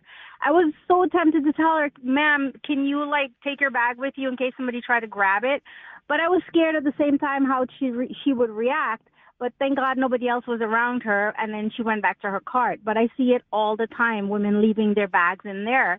But next time, because of you, I'm going to warn them as well when I see it. Well, thank you. I'm glad that my good Samaritan spirit is spreading. I love you guys. You guys are hilarious. You make my morning. Thank you, Davika. Have a great day. Put that in a promo. Rodney's in Tampa. Hello, Rodney. Do you carry a purse, Rodney? No, I don't, but I think you're totally wrong. In today's day and time, you need to mind your own business. Yep. What the hell? Maybe someone I want to see a billboard of you up on every road. My hero, MJ. Mind your own business. Rodney rules. Hold on. Did he hang up? The guy hung up on me. Hold on. The guy just hung up on me. Rodney. I love Rodney. He's right, man. Pam is in. To anybody. Pam's in Valrico. Hey, Pam, you're on the MJ Morning Show. Hi. Hi, good morning, guys. How's everybody doing? We're well. Go ahead. Okay, so Roxy may know about this, but I found this little case. A girlfriend of mine had one, and it's got an arm holder, a little hand holder on it, and it fits securely inside where they can't be taken out, and it's also got RDIF to keep from reading the cards, and it's got your cell phone. When I go into a store, I usually put my keys in a pocket or even slip them down my shirt, whatever. And I carry this, and it's got phone and all of your credit card and information, but it's all slid in where you would have to really knock me down and beat me up to get me this. I don't even take in my purse. Wow. And it is awesome. Look it up online. I saw one last year. I've had this for a year. And what should people look up? What are the search? It's magnets together. And it's what should people search online? What is the search term?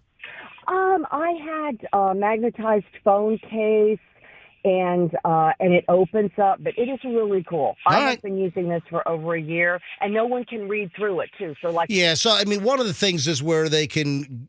There's a device where if they get close to your credit Is that cards, a real threat? Yeah, Are people walking I mean, around with these handheld devices? Hey, it's happened where they can the RFID on your card. They can read it. Hey, thanks for the call. I've had that happen to me many times. Okay. Yeah, look it up, and then they got different colors and styles, and it's the best. You don't leave your purse in the car in the hood, man. Thanks, Pam. Appreciate the call. All right, 2 more calls on this, and we got to move on. But the phones have exploded. I do quite often just shop with my car keys and my credit card. I leave my purse on the dash so someone can smash my windshield. and steal it. Right. Stop it. She leaves her car running in the parking lot with the windows open. Letty is in Wesley Chapel. Hey, Letty, you're on the MJ Morning Show. Good morning, guys. Hey. You guys are a hoot. That's what we were going for. Thanks. We were going for owl sounds. Yes, ma'am. All right.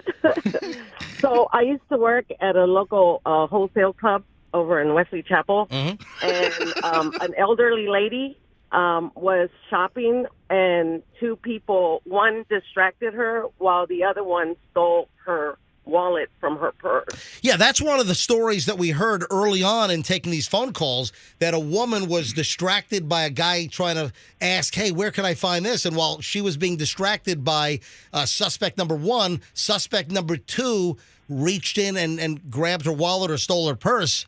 So she was the victim of that as well. And a lot of times they work in pairs, a distractor and then the actual lifter. Right, and then the second one was an elderly lady in the parking lot, and somebody asked her to come out because something was wrong with her vehicle, and they stole her purse and used all her credit cards at the local club. Yeah, what they do is when they steal, and with the Publix theft on West Kennedy, they stole the purse, and they were already at International Plaza right down the road within minutes running up credit cards before the cards could be shut off. They ran right to Spencer's Gifts. So, hey, thanks for the call, Letty. One more call, then we got to move on. Patty is in Homosassa. Hey, Patty, you're on the MJ Morning Show. Hello. Hi. Okay, so it is my pet peeve that when people walk up to me and tell me to watch my purse, and I know you're being, trying to be helpful, but it's just this, I don't know, when these women, it's usually women walk up and tell me, and I'm very nice because I know they're trying to be nice, but I want to say, I get it. I'm watching my purse, okay? It may not seem like I'm watching my purse, but I'm watching my purse. And if anybody can find that wallet in the bottom of my purse, good luck to them because I can't even find it. They take the whole purse, Patty. Thank you, Patty. Appreciate it. That's a real, yeah. Both things happen. If the wallet's on top, sometimes they're just reaching into the shopping cart and grabbing the wallet off the top, and sometimes they're taking the whole damn purse. Yeah, Rox. I'm with Patty. That's exactly what I would think. You know what? Exactly. I'm going to continue warning women. If I see unattended purses in the supermarket, I'm not going to change my way. I've been thanked every single time. I've never had once them tell me, get away from me, you creep. Outwardly, you've been thanked. 8:11 at the MJ Morning Show. In the 9 o'clock hour, folks, we've got puppies. Froggy and family. What time is Kim and the kids? What time are they supposed to arrive here? Probably a little around 9-ish. So Froggy's family is going to be presented with their new French Bulldog puppy from the breeder live on the air. So we've got puppies, and I believe Froggy says the breeder's bringing the whole litter in. Yes, a bunch of little French Bulldogs going to be here. I believe some are getting scooped up by employees in the building. Have shown interest. Hold on. There's Really? multiple people who are picking up their dogs today? Wait, hold on. There are other people in the building that are interested in maybe buying one of these expensive I French heard that, Bulldogs? Your good friend and mine, Neo, might be interested Are you in serious? one. And so Now, there's going to be a lot of cuteness going on. How much are you guys paying for this French Bulldog? You really want to know? I really want to know. Let me look. Because I know that French Bulldogs are very expensive. I mean, Lady Gaga's dog walker was shot as they were trying to steal her 3 French Bulldogs that the dog walker was walking. Yeah, imagine what's going to happen to your All dog right, walker. The boys are $3,000. The males Yes. are $3,000. The females are $4,000. Are you guys getting a male or a female? We have Miss Elizabeth, a female. You're getting a female? Yes. So wait a minute. Are you going to, I would imagine the female's more expensive because they'll think that maybe they'll be bred. Are you going to get like what Bob Barker and Drew Carey says? Are you going to get your pet spayed or neutered? No, I'm going to start a breeding operation. Well, actually, if it's a female, it would be spayed, right? Yeah. Mm-hmm. No, so she's going to be doing it every day. Pump out those puppies, baby. I want to make loot. Hold on, are you gonna become? This is a business venture. You're gonna become a French bulldog breeder. Froggy puppy mill over here. Froggy's puppies. All right, so seriously, Froggy is gonna get a new puppy. The whole family's gonna be in here in less than an hour, 9 o'clock hour. Make sure you continue to listen here on the MJ Morning Show, and remember, you always can keep listening to us. If you love us when you're listening in your car, on your way to work or whatever, take us into work with you. Wherever you go, you don't have to stop listening. Your phone is a radio. So your smartphone, if you have the iHeart app, the Q105 app, the My Q105 app, if you have the Odyssey app, the TuneIn app, you can just dial in Q105 Tampa, search for Q105 Tampa, and you can listen to us live on your phone. Continue listening to us. And, of course, the whole show is podcast online, all the major platforms by 11 a.m. and, of course, MJ TV. Moving along. Now, I'm running really late on this. I apologize. I didn't expect, well, I guess I probably did, but maybe my time management wasn't the best. But the supermarket theft thing just took off like a rocket. I posed a question. And the question is, and Roxanne, I'd love you to guess, why is it that more women are doing this to their husbands? Ooh. Do you have a guess? Roxanne guess? I mean, that's so broad. Why are they doing this? Like, what do you mean? Putting them in Do you timeout. call women broads? No, that question is so broad. I know, I'm It joking. could be anywhere. Putting them in timeout. What? Okay. What kind of a bitch husband gets put in timeout? No, I don't know. I have no idea. Spanking them. I mean, again, who's against that? You know what? That sounds good. You're actually getting somewhat close here. Okay. Putting them in a cage. What? Roxanne. Ball gag. Why are more women doing this to their husbands? All right, I'm going to cut to the chase here. Yeah. I mean, you're either talking something kinky or you're talking like domestic violence. So which one is it? Exactly. Here's the deal. More women are cheating on their husbands. It seems that it's spanking. You told me it was close with spanking. Well, it is because the story that I saw based on this conversation on a number of podcasts, it's women that are looking for like some kinky stuff, or they're looking for things that are generally outside of what their marriage has provided. So there is apparently a run on women that are cheating on their husbands. Here's the headline: why more women than ever are cheating on their husbands. And this was a New York Post story that I saw. Nikki has been married for 15 years, and she's been cheating on her husband for 12 of them.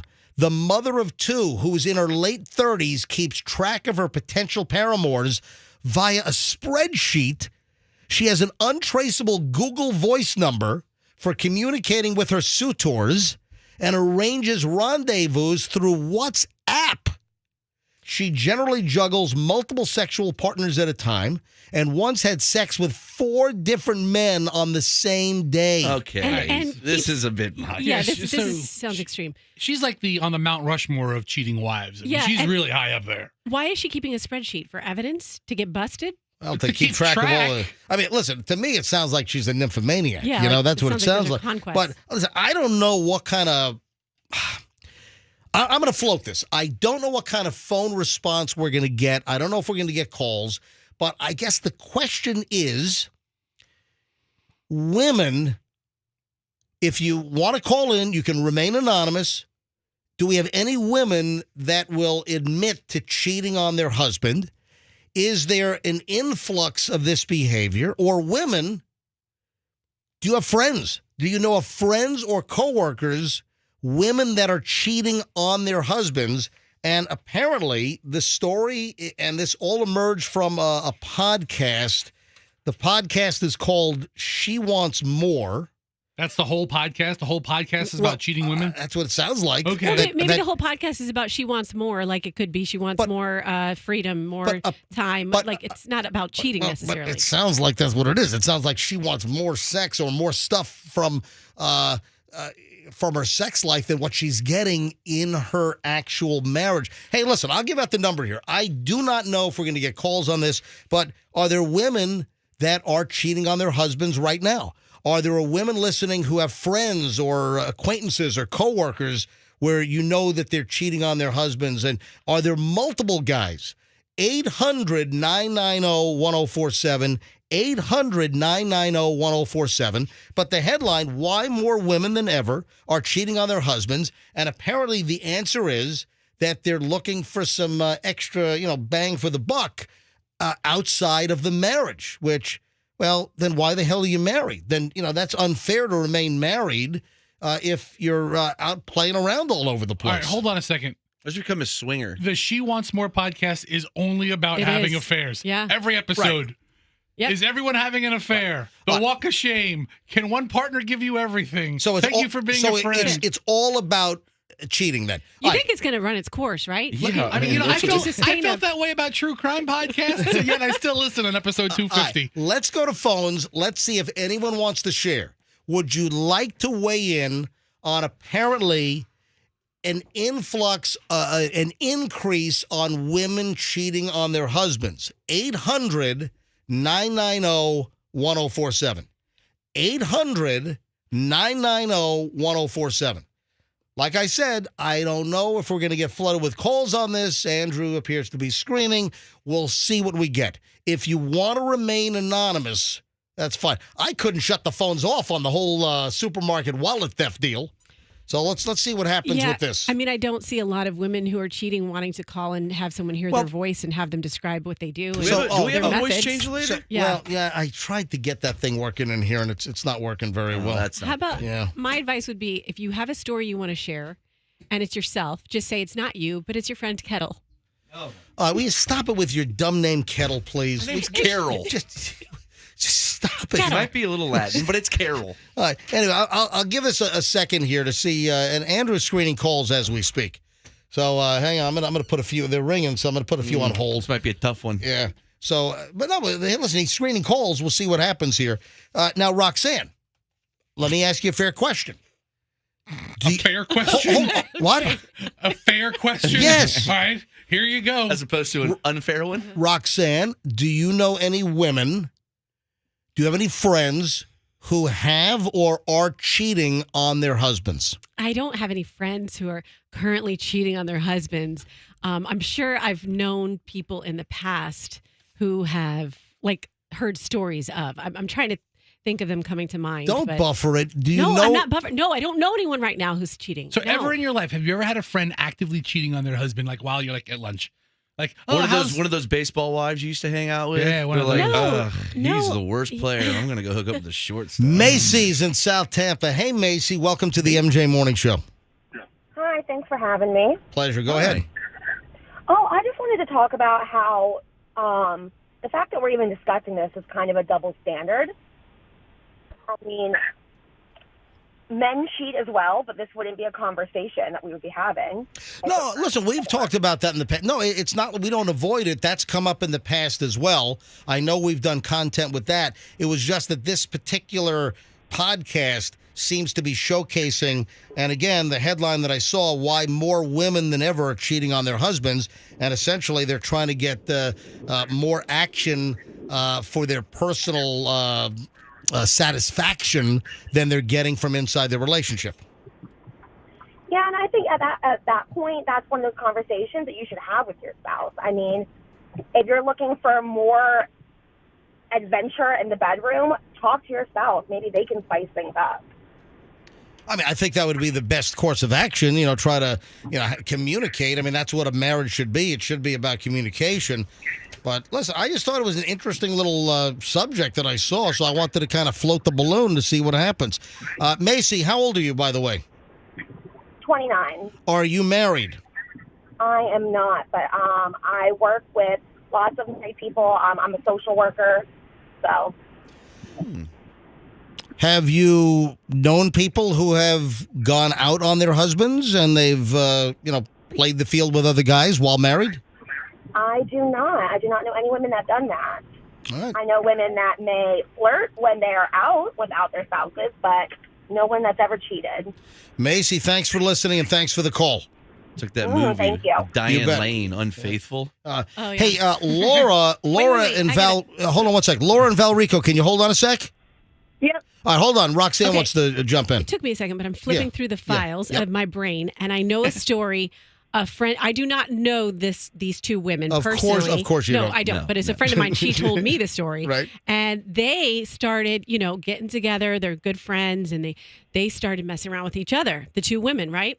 Oh, and then, hot. I mean, whoa. They invited the guy, one of the husbands, not both of the husbands, into the little scenario. What? So they all, did a threesome, and then the guy who did the threesome with the new woman, they broke off and started sneaking and meeting each other, and then so those two started. So, you know how that worked out. Not well. Divorce. All four of them. Or all. Everybody Now, got divorced. now the two guys are hooking up. And suddenly you just remembered this. Yeah, I mean, it's because I don't know these people personally. It was a You story had told to me. an Ides of March epiphany. That's today, isn't it? It is. Beware Yeah, it the is. Ides of March. Well, there's Ides of There's Ides of February too. Yeah. Just this is a significant one. I always thought it was Eyes of March. No, it's No, Ides. it's Ides. I-D-E-S. What's an Ide? It's And it's- Ides of every month. It's And 15. It's associated with Julius Caesar. Yeah. But the Ides actually happen every single month. Yes. Doesn't it have something to do with the full moon or something or I don't know. whatever? Anyway, hey, Laura and Valrico. Hey, Laura, you're on the MJ Morning Show. To answer your question about Ides, the Ides, it's just the middle of the month. Yeah, Right. middle of the month. Yeah. Thank you. There we go. Maybe it is not full moon. It's middle of the month. You're right. Thank you. It's Go the ahead. middle of the month. So I've never cheated. I'm sure I've known people who have cheated. I'm actually polyamorous. So my thought is that people need to look into non-ethical monogamy or something like that if they're having problems cheating on their spouses, or look into themselves of why they're cheating or not communicating with their spouse. So, You're like a psychiatrist. tell us about your polyamorous lifestyle. Most, not most, all of my partners, I have two of them, live in different states. It's a long distance relationship. I equate it to like being in the military where you're not seeing everyone all the time. Right. And that's not for everyone. Polyamory is not for everyone. It is constant communication, constant honesty. And if you can't do that, don't do it. Now, Everybody knows everything. is your polyamory, I think that's how you say it, is it with women or men or both? Men, but some people do both. And it just is dependent on people's preferences. Everybody talks about things. It's also highly, a lot of people are into the kink community as well. I am not. It's just, again, preferences. And just, it's a lot of self-reflection to get to where I am right now. How old are you, by the way? I am 33. Gotcha. Hey, thank you so much for sharing, Laura. Hopefully you listen to us every morning. I do. I love you guys. Thank you very with all much. of your partners. Yeah. Oh, yeah. We can use all the listeners we can get. So bring in all your polyamorous partners as well. Yes. Please. All right. Thank you, Laura. Have a great day. Man, look at that. More phones than I thought we'd get on that. But we didn't get any calls from women saying, "Hey, I'm a big old cheater. I love my that's so husband. I weird. love my family, but I need some kink on the side." How you know. odd. How Yeah. odd. So surprising. I need side ride. There's a question from one of our texters for you men in the room. Yep. This person says, I would like to know from the men there how many of them are still kinky in bed with their wives. Women like a lot of spice, and when there's no more, I guess they have to go elsewhere. Let's hear it Hello. now. What is this, a Dr. Ruth My show? old lady told me to spice it up a little bit in the bedroom, and I introduced some sriracha, and that did not go well. That did not go well at all. I mean, Me, no, I have no. I have a crucifix in my house, because and I just Oh, you tie her up, just like Christian Bale. Or what's the Christian from that dumb 50 movie Shades about of Grey. 50 Shades of Grey? Christian Grey. We have a red room. Christian Bale. Christian Bale Yeah, Christian Bale. from American Psycho. Butchered that joke. Yeah, I never saw the movie, but everyone tells me that the movie, that it's really not good stuff. Oh, he's like, can I hit you can I hit your boobs with a bat? Okay, thanks. So and that's like foreplay. It's just like the most dumb thing. So looking for additional spice in the marriage. Yeah. All right. No, that she was asking you. All right, so moving along. Julian was at the airport yesterday. I picked up my son, Julian. He came in from his school trip from Japan.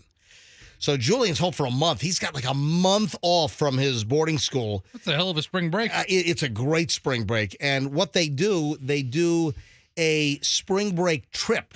So they leave school, and this was 2 weeks ago, and the school that Julian goes to, they do like 15 or 16 trips for students. And they'll do international trips. They'll do domestic trips. And it's awesome. And this year, Julian went on the trip to Japan. So he was in Japan for 2 weeks. Now he just flew home yesterday morning.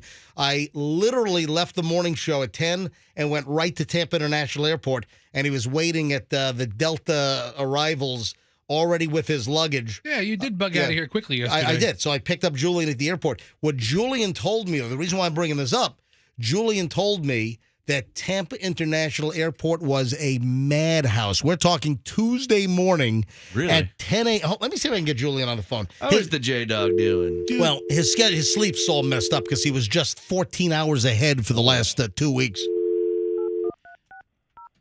So, MJ, everything is slammed right now with spring break in full effect. That's what I'm saying. So spring break is clearly here, and we've been... Hello. Hey, Julian.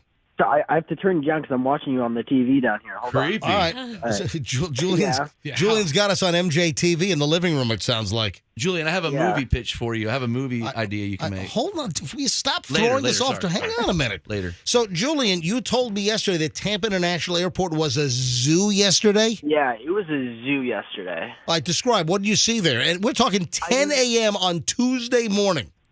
I mean, I know I left LaGuardia at like 7 in the morning, but even then, I went through security at like 5. I've never seen TPA so busy. I mean, people were just like everywhere. Like people weren't even like on the sides. Like when I got off of the plane, and I'm walking out where all the gates are, like the main terminal, like people are there's just herds of people. So everywhere. you had to like try to wade. You had to wade through people getting off the airplane. You had to wade through humanity to even get off the plane out of the jetway. Yes, yeah. What about baggage? Was baggage all jammed up as well? It moved fairly quickly, but like it was still like crazy. All right, well, So here's the deal. that's spring break. MJ, it's Tuesday. It's almost middle of the week. Everybody who came for the first half of the week, every flight going out is full. Yep. Every flight coming in is full. So everything's packed. We've been warned. We've heard this now for weeks that the expectation is that we're going to see potentially record numbers of spring breakers here in Florida and here in the Tampa Bay area. And from an anecdotal standpoint, what Julian witnessed yesterday at Tampa International Airport is a madhouse. So apparently that's coming to fruition.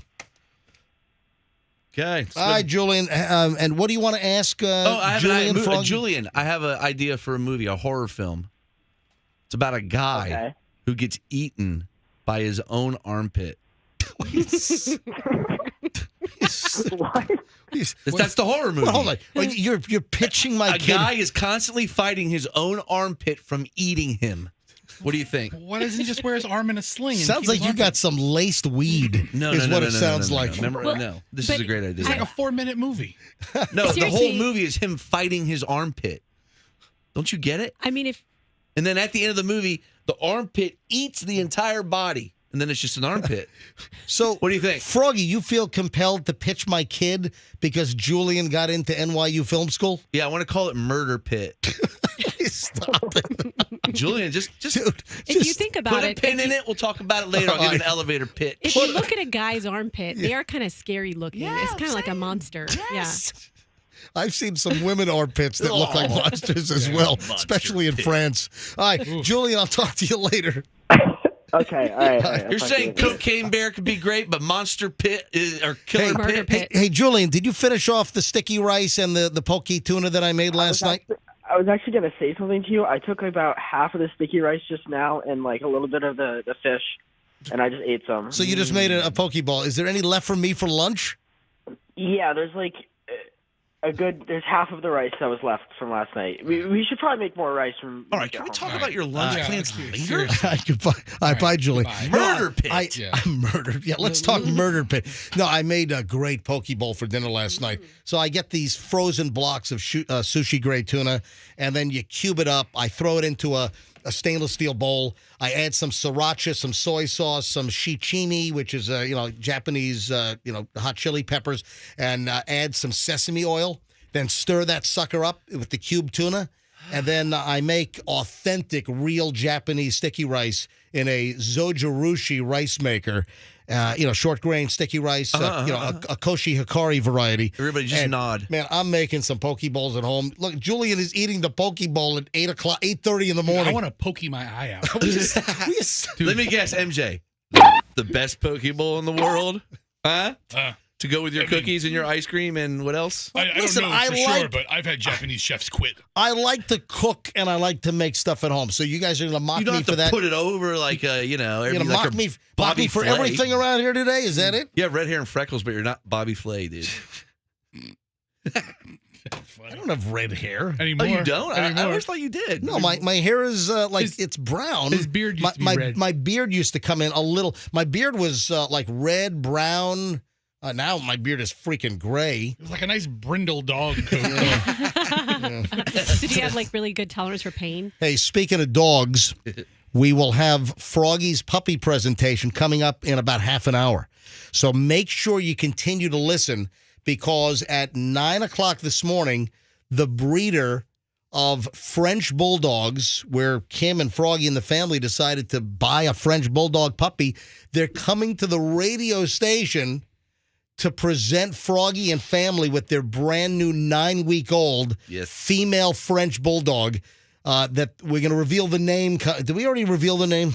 He said it. It's Miss Elizabeth. Yeah, it's going to be Miss Elizabeth. Yes. But we'll have the formal Miss Elizabeth presentation coming up at 9 o'clock-ish right here on the MJ Morning Show. We're going to have, apparently the breeder's going to bring their whole litter in. Oh, I just saw a video of all of them playing. Do we need armed security here? They're bringing in probably like $30,000 worth of dogs. Dude, what we need is a couple of rolls of bounty, if you know what I mean.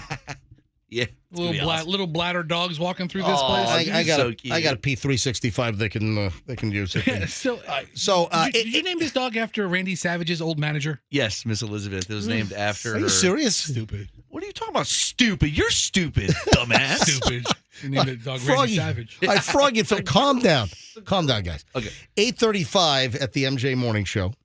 So let me get this straight. The city of Tampa is now going to do the St. Paddy's Day thing actually on St. Paddy's Day. And this is a do-over, or this is a redo, or what it was. It was canceled originally. So I got to try to get this straight. The city of Tampa, we know for months now that they were going to make the Hillsborough River green for St. Paddy's Day. Well, the algae bloom that's currently in it keeps it a nice shade of green. However, they're going to make it really green. That's called red tide.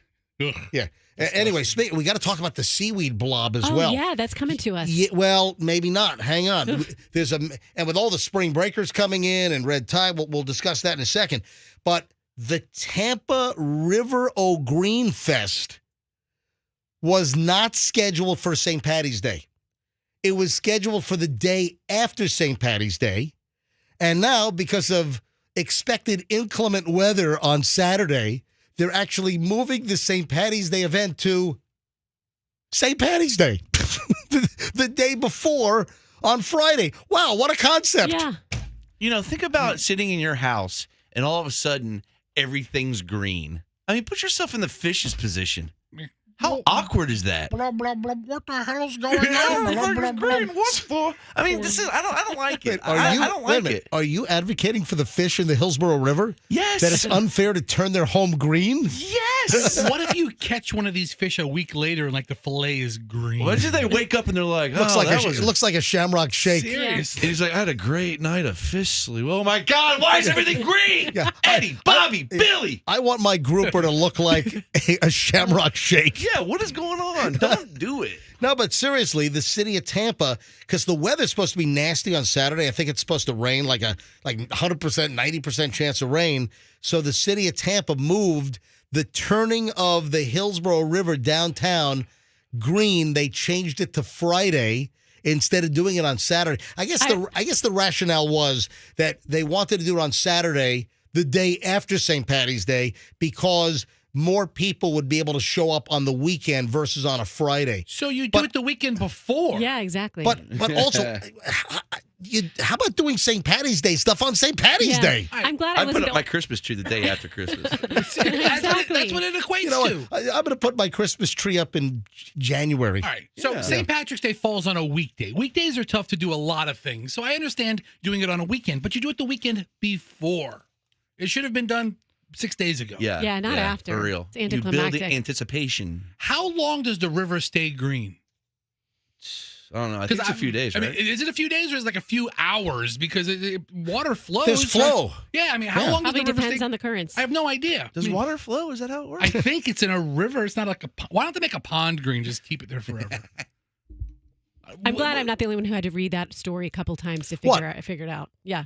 What, that the event was scheduled for Saturday, and now they're going to do it actually on St. Patty's Day this Friday, the day before. I had to read it twice. Well, there you have it. Hey, and then the big seaweed blob, there is a report, and this has been floating around, I mean, literally floating around, but there's been a report about this giant seaweed blob, and that the beaches here in Florida could be just absolutely blasted with massive chunks of seaweed.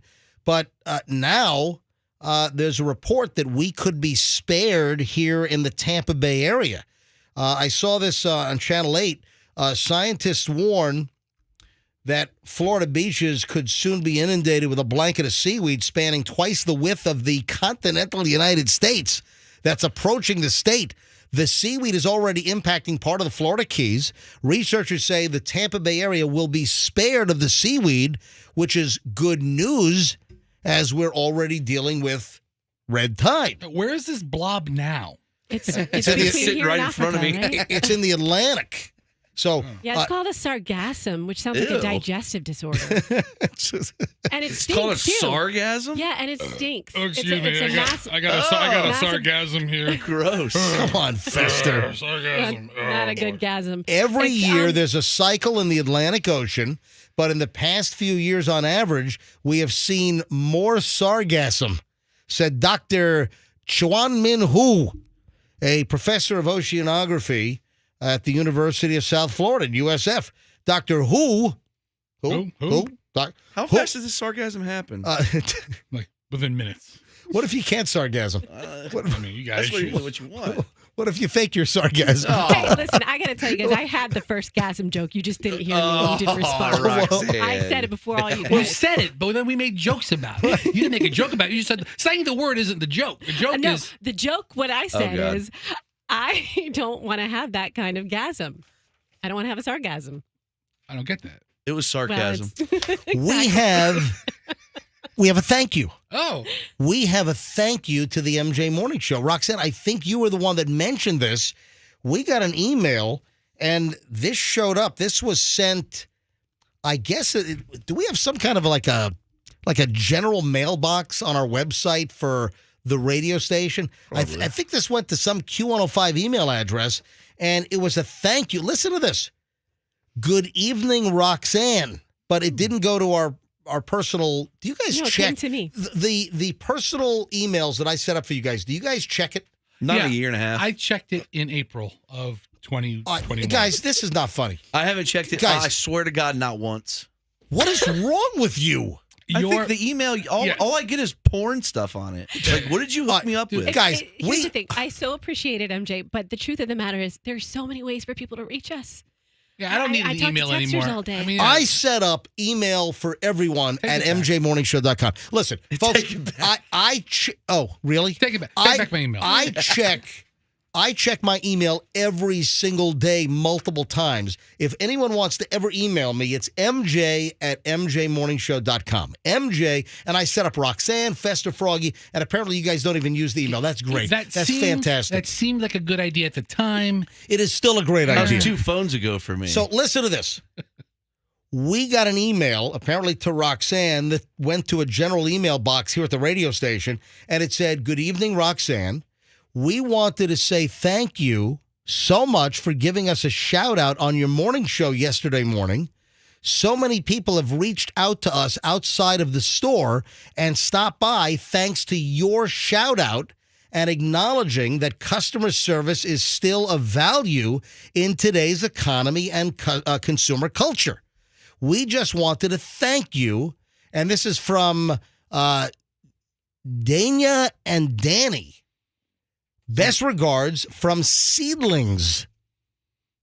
And for the record, I do not know these people. Like, I go in there to shop, but it's not like they're my friends or something. Seedlings is the kids store on Southdale Mabry. Right. Right near Southdale Mabry and Neptune, right near that Publix and right. Yes. Yeah. Yes. So Seedling, but listen, when my kids were little, Michelle used to shop in Seedlings. Is it in the Carriage Plaza or something? It's right next to the Carriage House Plaza, whatever, like where Woody's the salad place is. Great Greek. Do you remember the context in which we brought it up? That's why I want to bring this up again. Okay, So I'll tell you. What was the context where you mentioned good customer service and Seedlings? Because we were talking about some big stores, about how hard it is to go into, say, like a Home Depot, and you ask where something is, and they look at you sometimes like a deer in headlights. They don't know. Right. So then we were talking about there are still some places, some stores you can go to where the customer service is really coveted, and they will. At Seedlings is one place where they walk you around the store. Sometimes I go in there and I'm like, "This is who I'm shopping for. I don't know what to get. Can you help me?" And they're like, "Boom!" They put it all together. But another one of the reasons why I want to bring this up is, first of all, thank you for responding and thanking Roxanne for mentioning Seedlings, but also to hear from a retail establishment that they were inundated with people saying they heard about us on the MJ Morning Show. I mean, that just tells you the power of the MJ Morning Show. It's just like the pizza place, remember? Oh, Super Sardo Pizza. The guy had lines out the door after we talked about the good New York slice at Sardo's Pizza on Ulmerton in Largo. All right, hang on. I got to take a quick break here. Froggy's family is about to get their new puppy live on the air, a French bulldog worth $97,000. Yeah, it's up there. Hang on. What? We'll do all of this and more next. We got a lot to do. And we're back in minutes on the MJ Morning Show here on Q105. Stand by.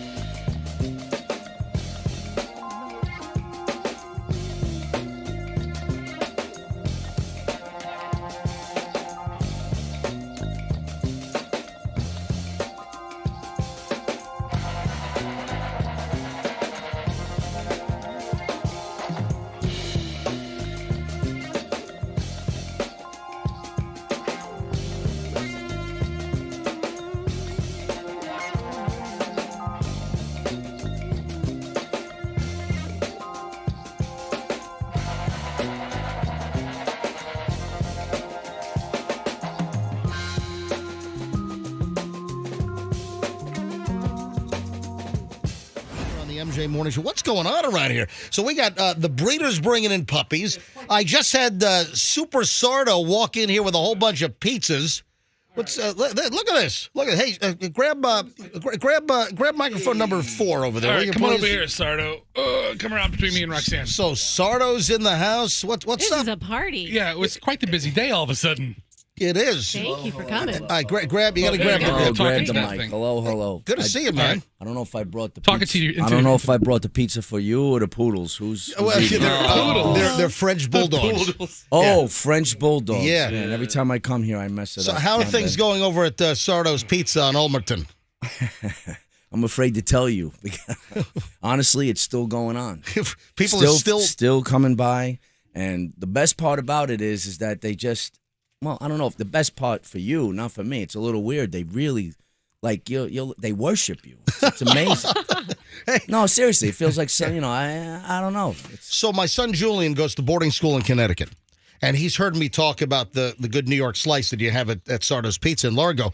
And Julian is back home for spring break. He just came back from a school trip overseas. Now he's home for 2 weeks, and he said, "Dad, you got to take me over to this Sardo's Pizza." So I'm gonna bring him by this weekend. I would love that. Are you working this weekend? Absolutely. But hey, one more thing. I Yeah. mean, some of the people that you send actually threaten me when they come in there. Hey, listen, MJ sent me here. Is this pizza any good or what? Listen, and that's the way they talk. That's swear on to you. God. That's on you. That's on you. Yeah, Listen, defend yourself. Listen, that's the customers, man. That's not us sending them in. That's people coming in. Yeah, but I've been there 30-something years. Customers not always right anymore. So handle your business. I am.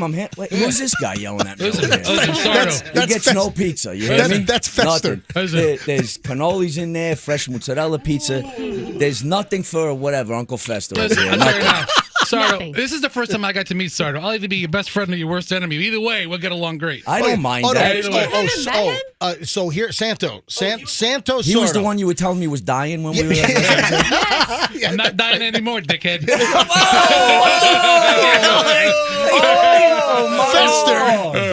All right, get ready. Hold on. Fester, get ready to hit that dump button. Now you open me up now. How do you think Italian families talk? I missed the dump. How do you think Italian families talk? Disgraziato, This guy miserable is- bestia. All right. Who dragged this juichin from the street?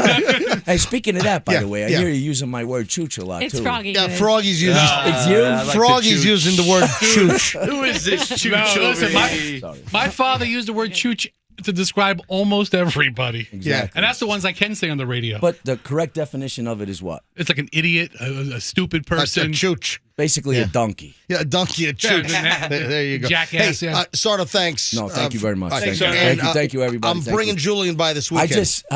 Really, this guy, you're powerful, man. It's what, 6 months, 5 months, 3 months later? I don't even know. Every single week, at least 3 times a week, MJ in the Morning sent me. As a matter of fact, I got this young couple coming all the way from Tampa. Really? Where you live. There's some kind of radio people also. Really? And they've been coming twice a week. Wow. And they take stuff home. Well, there you go. Pretty So cool. seriously, Well, listen, thank you. All joking aside, The thank power you. of the MJ Morning Show. Listen, we mentioned Seedlings, the kid store in South Tampa, and there are people running in all the time now mentioning that Roxanne talked nicely about Seedlings on Southdale Mabry. Yep. So, All listen, joking We're aside, friends. thank you. You I got got to it, get Sarah. out of here because I'm seeing something about Lindsay Lohan's dad. I'm out Oh, of here. I'm yeah. out of here. Lindsay Lohan's in the news today. I'm out of here. Yeah, I don't we're- want to know nothing. We're about to See you, get bye. See you, Sardo. about to get into Good to that. see you. All right, so hang on. Hey, there is something. Hey, thanks, Sardo. Appreciate you coming in. Thanks, baby. I'll see you this weekend. I'm bringing my son by. Guys, don't molest these pies yet. I want first dibs. All right. So, what it was today's Wednesday. Yes. I wanted to get to this on Monday. I've had this in the pile since Monday. Yes. And hey, Froggy, what time is the breeder coming in with your new French bulldog? She should be here in 10 minutes. All right. So, and my kids are here. Froggy's whole family's here. I got Kim, I've got Max, and Luke. and Luke. Hang No, on. okay, we're on the air. The other dog is Chooch. not here. Hey, Poppy's the Chooch. dog. All right, so I got the whole Froggy family in here because they're about to be presented with their new French bulldog live on the air. So stand by for that. We'll have pictures, we'll have video, we'll have the whole shebang going on. From the chooch to the pooch. Oh, I like it. That's how he's transitioned. From the chooch to the pooch. You know, I missed the dump button on that. What? On your profanity. Yeah, what are you doing? Is that profanity? Don't talk like that to him. Stop. Listen. That's uncalled for, Fester. Sardo knows what he is. It's all right. He's not. He's not. I don't have to get along with everybody. Sardo's great. I got the two Italians going at I it get here. along with you guys. I don't need to get along with him. Now, all right, here's a story that I meant to get to when we got back on Monday, because this developed while we were on spring break last week. Did you see that Frontier Airlines was busted? Did you see this? Yeah, what did they get in trouble for? I vaguely remember this.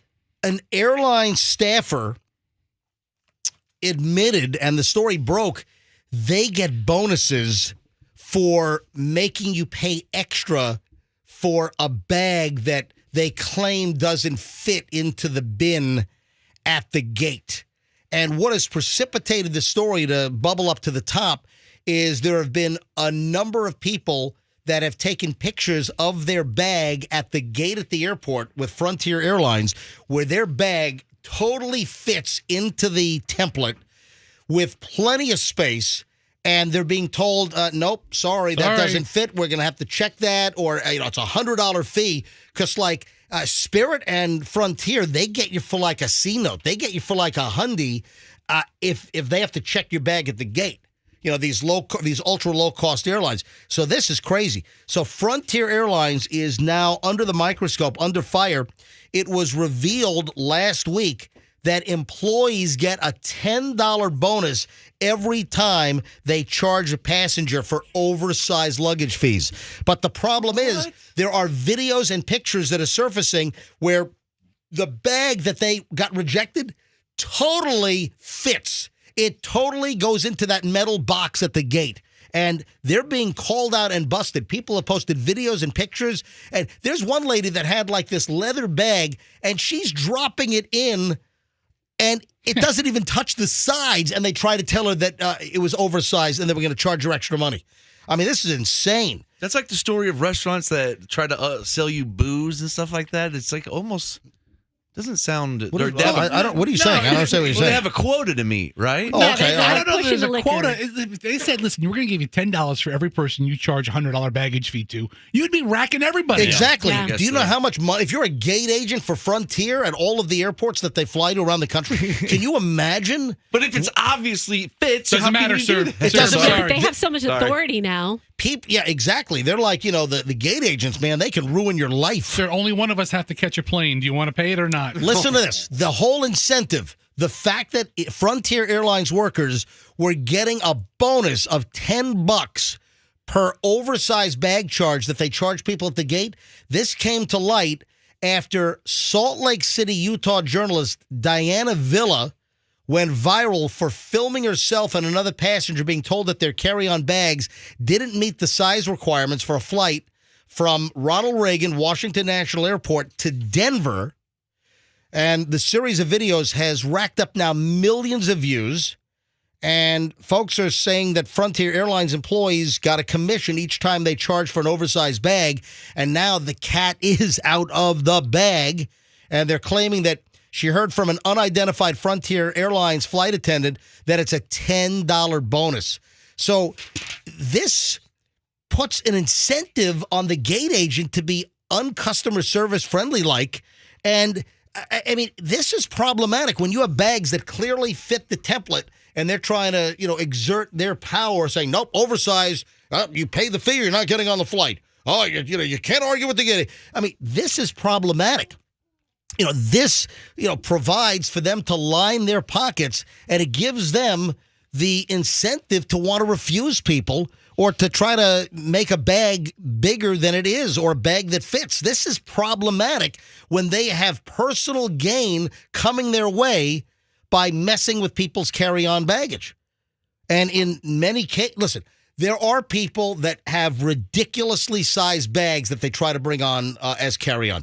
That is a fact. It does happen. There's no doubt about it. But this video, this woman with the pink bag that she's dropping in, it's like a leather pink bag. This thing, this fits fine. This is like, putting a tennis ball inside like a Walmart. Clearly, the tennis ball is going to fit in the Walmart. It's like throwing a hot dog down a hallway, huh? Well, not quite that loose. Come on, Froggy. What's the matter with you? Are you cracking up your wife over here? Yeah, this is for the boys. Huh? Yeah. Why don't you explain that to your kids right now? Pretty good, Go ahead, boys. go ahead and explain what you're saying to your Well, you kids. see, you get a hot dog, you throw it down the hallway. You know what I'm saying, Max? Yeah.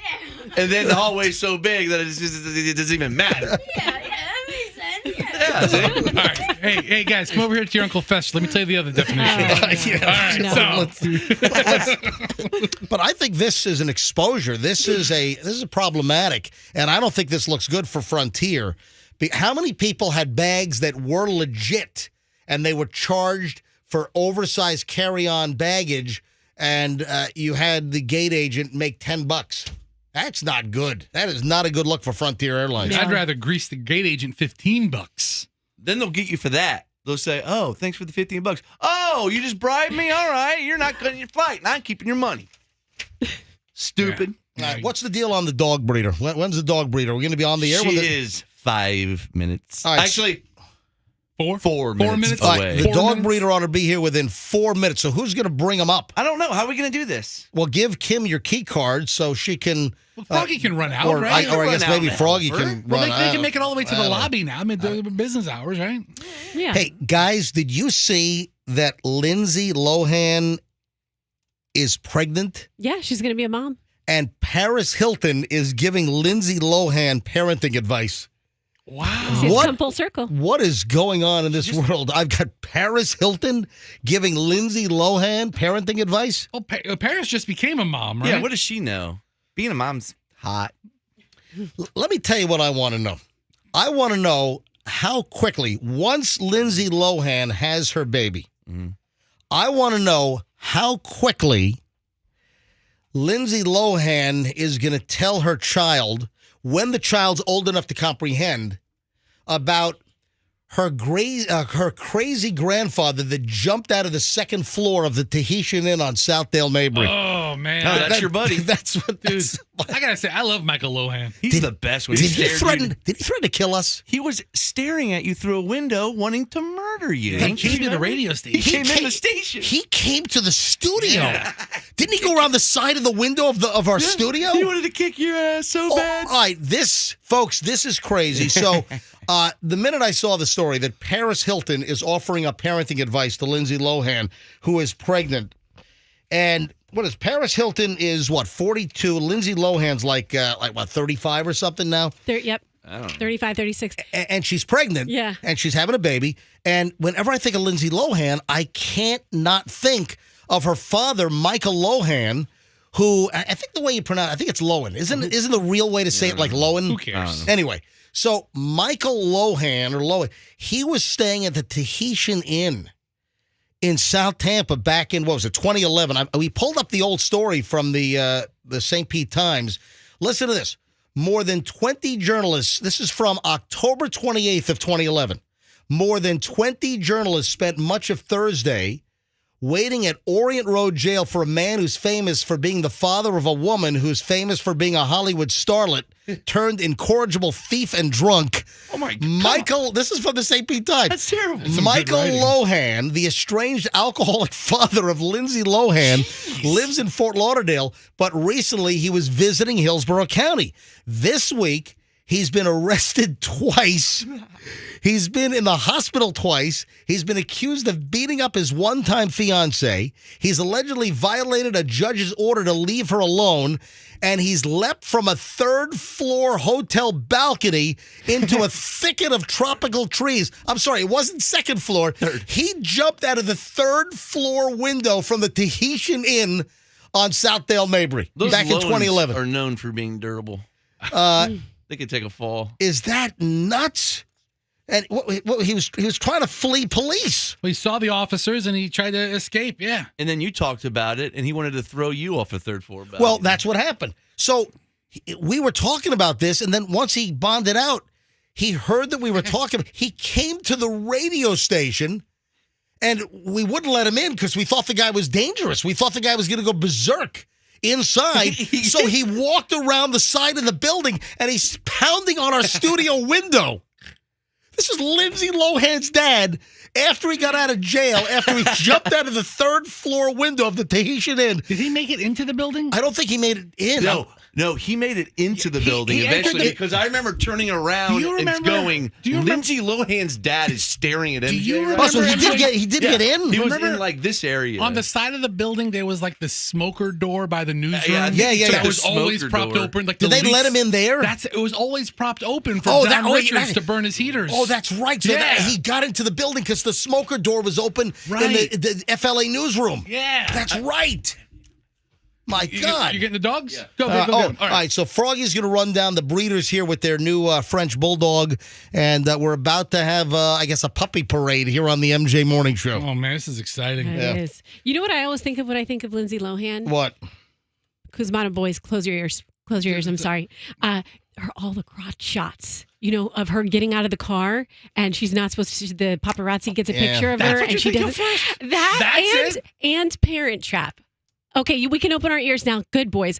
All right, Parent Trap, and she was really good in that movie. So maybe her kids will like seeing that. Hopefully, they won't see all those paparazzi pictures of her. I mean, they'll get a first-hand view when they're born. Well, the OB will. Yeah. So what was the deal with Michael Lohan jumping out of the third floor window of the Tahitian Inn in October of 2011? Wasn't it like a restraining order out against him, and he violated that, and then TPD showed up. They tried to take him into custody, and then he jumped out of the window of the hotel, and then he hurt himself. He landed in palm trees from the third, and then they took him to St. Joseph's Hospital. He went to TGH. I'm reading the details of the story. The judge told him No, not this says Lohan was arrested and taken to St. Joseph's Hospital because he had chest pains. He tried to check himself out, but police stopped him. Jail deputies patted him down in his hospital gown in a video that ended up on TMZ. So what did he go to TGH or did he go to? This says St. Joe's. He's been in the hospital several times during a trip. Oh, that's right. He had 2 different trips to the hospital that time. According to, at the time, Andrea Davis, spokesperson at that time for TPD, Lohan was not expected to be released from TGH. And the story that I'm reading, That's crazy. He violated a judge's order, but still, he is going to make a great grandfather. Good for him. Let me tell you about the time that Granddad jumped out of the third floor of the Tahitian Inn. Grandpa, tell us the story about you getting arrested in Tampa. Oh, man. All right, we're waiting for the breeder to show up. We ought to have puppies in studio at any time here. Hey, while your parents are out of the room, come on. Come here. Hey, Max, guys, Luke, come on around, guys. Guys, grab that Take over microphone. the show. Take over the show. Here's the deal. So, Max, what's the most annoying thing that your daddy Froggy does? What is the most annoying thing? I don't know, honestly. Come on, what really ticks you off? Come on. Nothing Can you really. tell us any daddy secrets? Do mommy and daddy fight a lot in the MJ, house? No. What? No, stop it. This is no, stop it. All right, I'm kidding. All right, I'm just joking. All right. Just joking. Hey, so Luke, do you want to say anything on the radio? No? Come on, Luke. You want to say something. Okay. Are you Yeah. excited about your new puppy? Yeah, I'm very excited about that, actually. Do you think Miss Elizabeth is going to get along with Poppy? Yeah, I'd say so. Are you going to help train? Yeah, sure. Who walks the dog? Oh, Luke, Luke you're is the gonna- dog. okay. Hold on. Luke, talk in the microphone. So, Give him the microphone. who's going to clean Swing up it over to the him. poop in the yard? Are you going to do that, Luke? No, we just leave it there. Yeah, just going to leave it there. Look at that. But what if Miss Elizabeth goes in the house? Hold on. Say it again. I go with my mom. Okay. Listen, Luke, I got to tell you, I heard that your lawn guy, the guy that mows your lawn, quit. Yeah, it's true. Because you had so much dog poop in your yard. It wasn't working as fertilizer? No, it was like getting caught in his tires Yeah, it was getting and all stuff. seriously, this is a true story. Yeah. Did you not hear that story, Luke, that your lawn guy quit? He told your dad to stuff it because he didn't want to mow your wretched lawn anymore because he had so much dog poop in his tires? No. That's a true story. That's a true story. Yeah, you guys got to pick that up. Actually, when did not hear about on the that. way home. You learn stuff on this show, huh? Yeah, on the way home, ask mom and dad about Max, that. Okay? you got to pick that stuff up, Yeah. otherwise you're going to lose your lawn guy again. All right, son. You step up. Well, I think Daddy is the lawn guy now, right? I don't know. Roxanne, Yes. while we wait for the puppies to arrive, Yes. do you have an update on this dating story? Are we going to be able to talk about it? Did the lady ever respond to you? No, I hit her back last night after I was telling you about her, and she has not responded to me. But I'll forward you this screenshot. Roxanne has a really interesting story. It seems that, and we'll tell this tomorrow morning. We don't have enough time to do it now. But it seems that Roxanne was headhunted for apparently some rich guy to date. This is a really interesting story, but I want to know what the game is here. What's the story? What's the game? So we'll find out in just a matter of 22 hours. We'll talk about this tomorrow morning. See if you can get this woman. It just sounds and I'm not trying to date anyone. Hang on a minute. It sounds squirrely to me. No. It's the whole story sounds odd that a lady's trying to headhunt you to date somebody. I want to know the backstory here. So try to make contact and see if this woman will come on the air tomorrow morning, okay? Okay. Is this like Ghislaine Maxwell's sister working the middle-age circuit all of a sudden? All right, are the dogs in the house? Are you guys All right, ready for this? Let's go. Are you ready? Yeah, Bring him in? we are. I guess so. So hold on. Am I supposed to play the music here? Oh, yes, All right. because it's Miss Elizabeth. Hang on a minute. Oh, no. Froggy's new bulldog, a French bulldog, is here. The breeders have arrived from Zephyr Hills. Ladies and gentlemen. Yep. Oh, look at Elizabeth has arrived. Oh, my goodness. That's right. This dog is the cream of the crop. Look at this. We have a 9-week-old French bulldog in the studio, brought in by the breeder. All right, now we have more. We have more dogs? How many dogs Can do we we have? hold, can we hold these other puppies? Do we have the Iron Sheik? Hold on, don't. Hang on. No, Hang on. wait a sec. Hold on a second, First guys. of all, Kim, can you bring Miss Elizabeth over here? Let's Let do me it. hold Miss Elizabeth. Now, you don't get too close to Miss Elizabeth now. That's my girl. Are you going to talk like that every time That's you're right. Oh, look. Oh, it's so cute. Oh, hello, Miss Elizabeth. I'm holding this up to MJ TV right now. Hey, Andrew, do you have Miss Elizabeth on camera? All right. Oh, look at this. Miss Elizabeth is a 9-week-old French bulldog. Roxanne's grabbing. Roxanne just ran out of the studio to grab dogs. This is Froggy and family's brand new French bulldog, and it is adorable. That's a cute pup. It's on MJ TV right now. If you go to mjmorningshow.com and you click on MJ TV, I'm holding the bulldog. Oh, you're adorable. 9 weeks old. All right, so who MJ, you? look at this boy right here. Oh man, look at this one. Look at that. Oh, So cute. Look at that. All right. this is so Bester? cute. I don't want to hold a dog. Oh my God! What are you doing? I don't want to hold a dog. So how many total French bulldogs do we have in the studio? We have, Froggy has one. Max has one. 1, 2, 3, 4, 5. We have 5 French bulldogs in the studio. 4 in the studio. A couple more in the hallway. Well, hold on. How 6 many here in the radio station. How many total are there? I think right. 6. We have 5. 5? All right, so hold on. Come on around. Come on, talking to that. Come on sober around. dude. Come on, loudly. Come on. Husband. Just say something, please. Come on. Come on around. What's your name? Hold on. Just come around to mic number 4 over here. All right. Fester, set up mic number 4. All right, here we go. Here we go.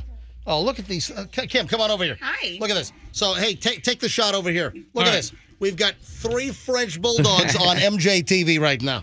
Look at this. That's They're dangerous. adorable. All right. They are- So, what's the question, MJ? How many dogs do you have in the studio? Hey, hang on a sec.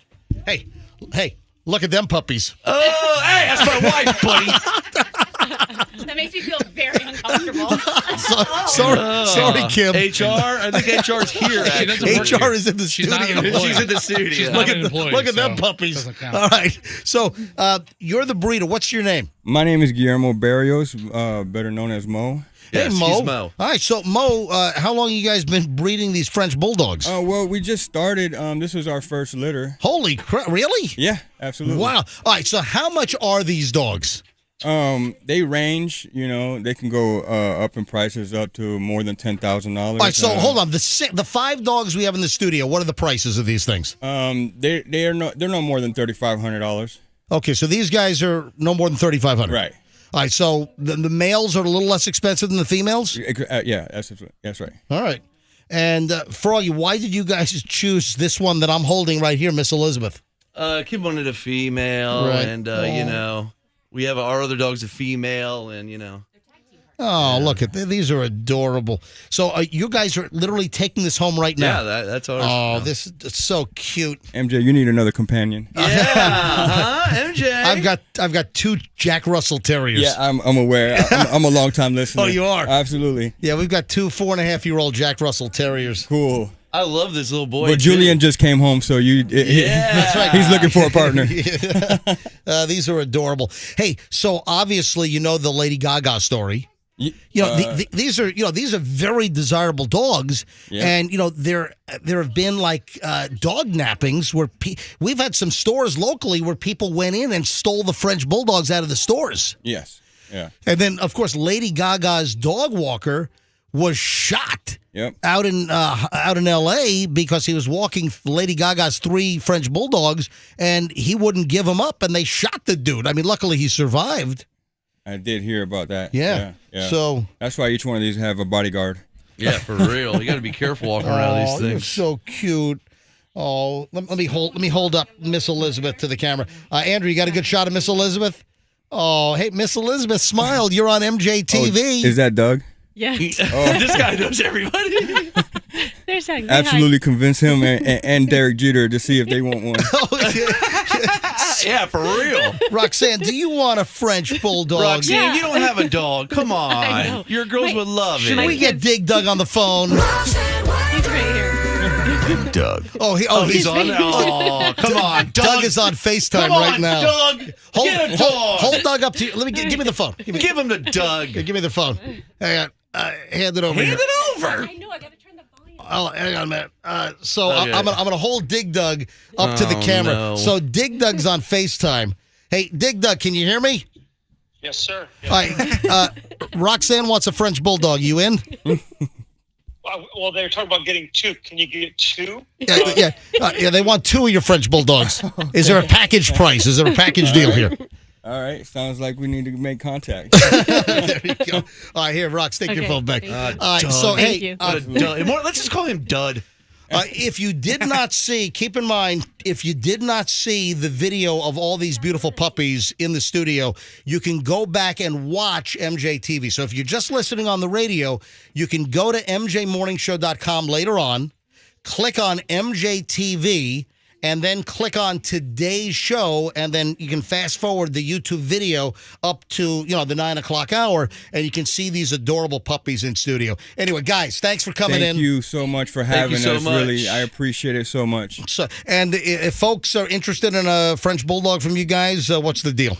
How do they get a hold of you? Well, you can phone number 813-843-4662. All right. Or there's also Facebook. Yeah, well, I'll tell you, we'll put the information on our website. Absolutely. We'll give you a post. That's what we'll do. Thank you. Thank you so much for having us. Awesome. No problem. Nice to meet you guys. Thank you. Look at the whole Froggy family in the studio with their brand new dog. We'll see how the other Hold dog on. takes Wait a minute, it. Kim. Do you have your checkbook out? Hold on, get over to the microphone. Get over to Froggy's mic. So, Kim, you're literally going to pay for the dog right now? I'm taking the dog home with me. Why do you think I'm here? I mean, I love seeing you, but I'm paying for the dog and going home. I want to see how much this check is for. It's none of your business. Yes, it is my business. How much was your vacation? Oh. What, the vacation to Scotland? We're going to share finances. Let's all share our finances. All right. We got to take a quick break. Exactly. No, I'm running late. I really do have to take a break. All right, hang on. Final chunk of the MJ Morning Show is next here on Q105. Stand by. We got a lot of stuff to jam, and I got a lot of things we just didn't get to yet. Steve and Elizabeth Holland.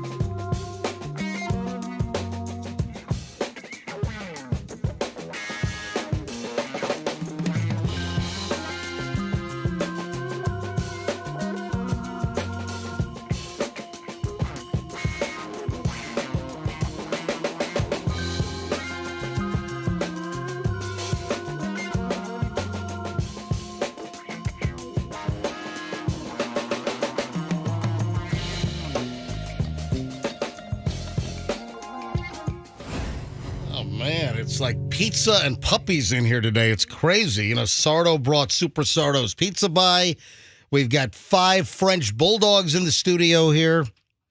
You know, we got to make sure the Froggy family knows that these French bulldogs are pretty highly coveted animals. They got to be really careful. And you probably need a security guard when you walk them, right? They should chip the dogs, right? I mean, they should. They should what? Chip. Oh, that's true. Yeah. I mean, just for security. Oh, hey, Froggy, are these dogs chipped? Or do you have to chip it? Yell down the hall. Are these dogs chipped? They're not chipped. So this is their first litter. They're figuring this thing out. All right. So what's? Yeah, you definitely want to chip the. What's the story? They're not yet, but she will be. All right. So yeah, you got to chip your dog. Where's the pizza? It's in the box. It's right here, dude. Pizza's all over here. You ate it all? No, it's right there. Oh, okay. All the pizza. There's 3 boxes. We got cannolis and pizza and puppies here on the. It's like Cars and Coffee on Olmerton, but Just like that. It's pizza and puppies. Do they still do that Cars and Coffee deal? Welcome to the MJ Registry. We're doing pizza and puppies today. Exactly. All right, 9:36 at the MJ Morning Show. Hey, the question is Shaquille O'Neal going to be served the FTX lawsuit while he's on the air? See, that's the thing. You know where he is when he's in the TBS studios doing the pregame and the halftime show. Yeah. So the question is, is it TNT he's on, right? Yeah, he's on that network, yeah. Turner Network, TNT, whatever it is. I mean, he's here. You can ask him. Well, if you don't know the story, folks, the whole FTX mess, which is that crypto thing with the goofy guy, what's his name? Sam Bankman-Fried. Yeah, Sam Bankman-Fried, SBF. No, SBK was the killer from Wichita. Well, thank you. You're right. Completely different. That's BTK. Sam Bankman-Fried's not a good guy, but he's not as bad as SBK. So SBF and his girlfriend that looks like her skills chewing through wood. You know what I'm talking about? Yeah. So she's got some chisel down. But then all of the celebrities that were involved in pushing that crypto, that FTX, and you already had Giselle and Tom Brady and Giselle Bundchen. They've been served. Other celebrities have been hit. I'm sure Larry David probably has been served a lawsuit. And Shaquille, though, is dodging. We've been talking about this for the last couple of days, that Shaquille O'Neal, they've attempted to serve him a ton of times, and Shaquille O'Neal is dodging getting served with the FTX lawsuit. And now the question is Shaquille going to be served while he's on TV? I mean, don't they have security at that building? Can't they keep listen, people away from Shaq? Well, they have security, but is there any chance? Can you imagine that? Can you imagine if someone is able to get into the TNT studios during Shaquille O'Neal's NBA appearances?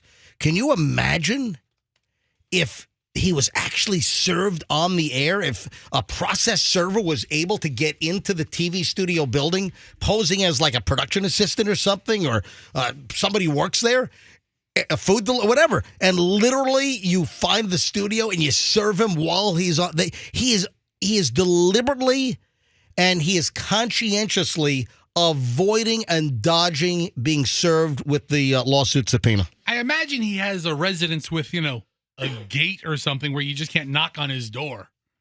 I would imagine he has a big gate that says like Shakaroni or something. Yeah, brought to you by. Yeah, because he's going to be, I guess he's going to be doing the NCAA stuff.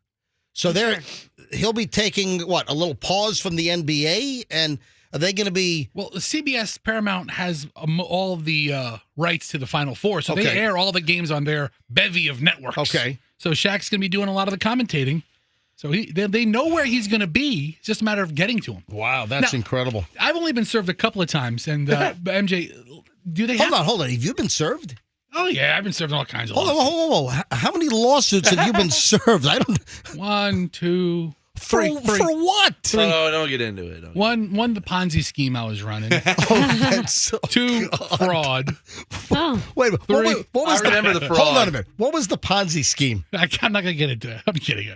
I've never been served. No, you're not. I've been served. I've never been served. Well, have I been served? I've been served once. Roxanne, what have you been served for? I have been served because my dog allegedly attacked someone who worked for me. Like a housekeeper? Yes. How long ago was this? This was when I had a pit bull. It was my ex-husband's dog. And what happened? Did it go to court? No. Did your insurance company? It was flivorous. Completely. It was what? Flivorous. Flivorous. I've never heard that word before. Hold on a minute. You just called it flivorous? I know what the real word is. I messed up. It was frivolous. Yeah. Yeah, with the I love it. So she was trying to get money because she said my dog attacked her, and basically he scratched her because she went into a room that we said do not enter this room. It was a scratch?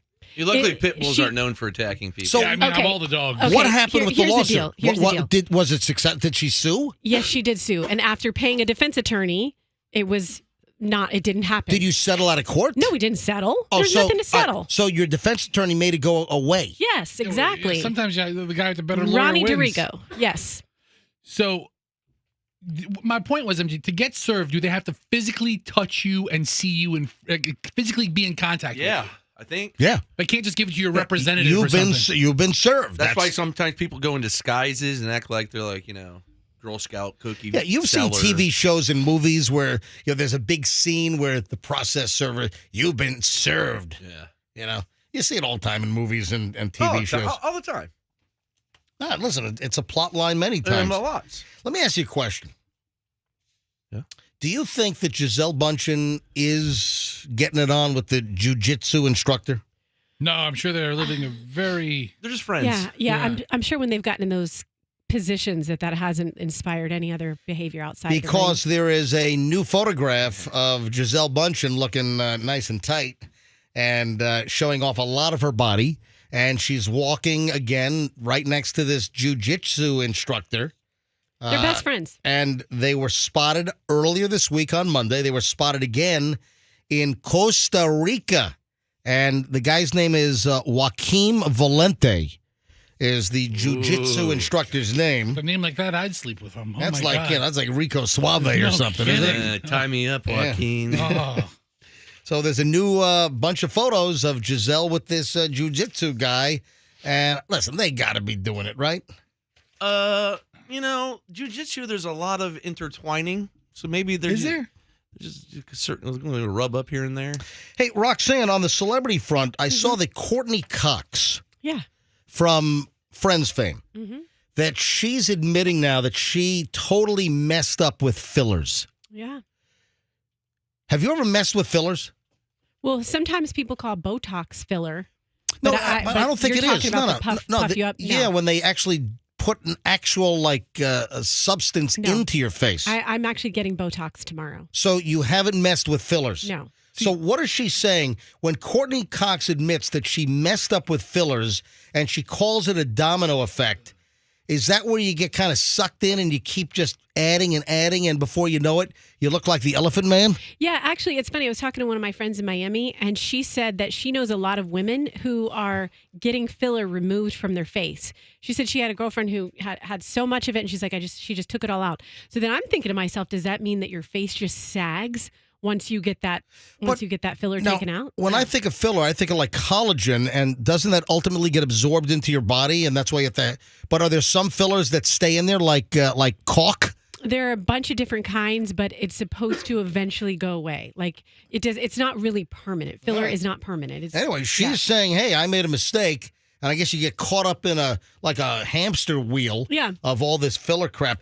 And do we know who is Bruce Springsteen himself sick, or is it a member of the E Street Band? Last I saw, are they back to performing? Oh, hope it's not Syl. Clarence, how you feeling, Clarence? Clarence. Clarence. Clarence is not feeling very well. Oh, which one of you E Street boys doesn't feel good? You better watch out. This Clarence. band's like a union. Clarence, where the hell's that saxophone, Clarence? Hey. Dancing in the dark. Hey, Syl, you look so cool in soprano. You look like an ass here. So the Springsteen tour, they missed at least 3 concerts. Have they resumed yet, Fester? I don't know. It's just been postponed, but I don't know. Yeah. Is there anything since the 12th? Tuesday. Because as of Tuesday, let's see, the 12th was what? 2 days ago. 3 days The 12th was Sunday. So Sunday was the 12th. So as of the 12th, like 3 Springsteen concert dates were postponed due to illness. Now, I got to be honest. I didn't think that anyone in the band would get ill. I would think it would be the fans when they saw the ticket prices for this tour, that the fans would get ill. Hey, You know what what? do you Listen, mean? people are coming out to see these acts, even though the tickets are ridiculous. It's not like they're empty stadiums. It's blue collar rock. Yeah, where none of the blue collar folks can afford the damn ticket prices. No, man. You know what you should do? Form a union. Because I'm from Jersey. Form a union to ticket bust all these crazy prices. I've never been to Springsteen.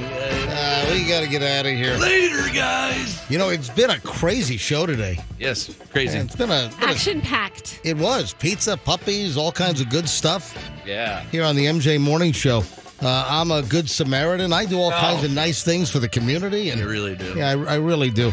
All right, we'll see you back here tomorrow. Website is loaded. If you want to see the puppies, we'll have pictures. We need to post pictures online. We got a video. I'm going to post a whole video I just shot. Yeah. I just shot a video of Froggy, the dog, Kim, the kids in the hallway here at the radio station. So I'm going to post that video right now of Froggy's family's brand new French Bulldog from the breeders that brought him into the studio. I'm going to post that momentarily on Certified MJ Radio on Instagram. So I'm going to post it soon, in moments, the minute I shut things down here. Certified MJ Radio. I'm going to post the video, and if you don't follow me on Instagram, give me a follow at Certified MJ Radio. Website loaded. You can go back and watch the whole puppy thing on MJ TV. Just click on MJ TV on the top of the website. And folks, we'll see you back here tomorrow on the MJ Morning Show on Q105, and let's be careful out there.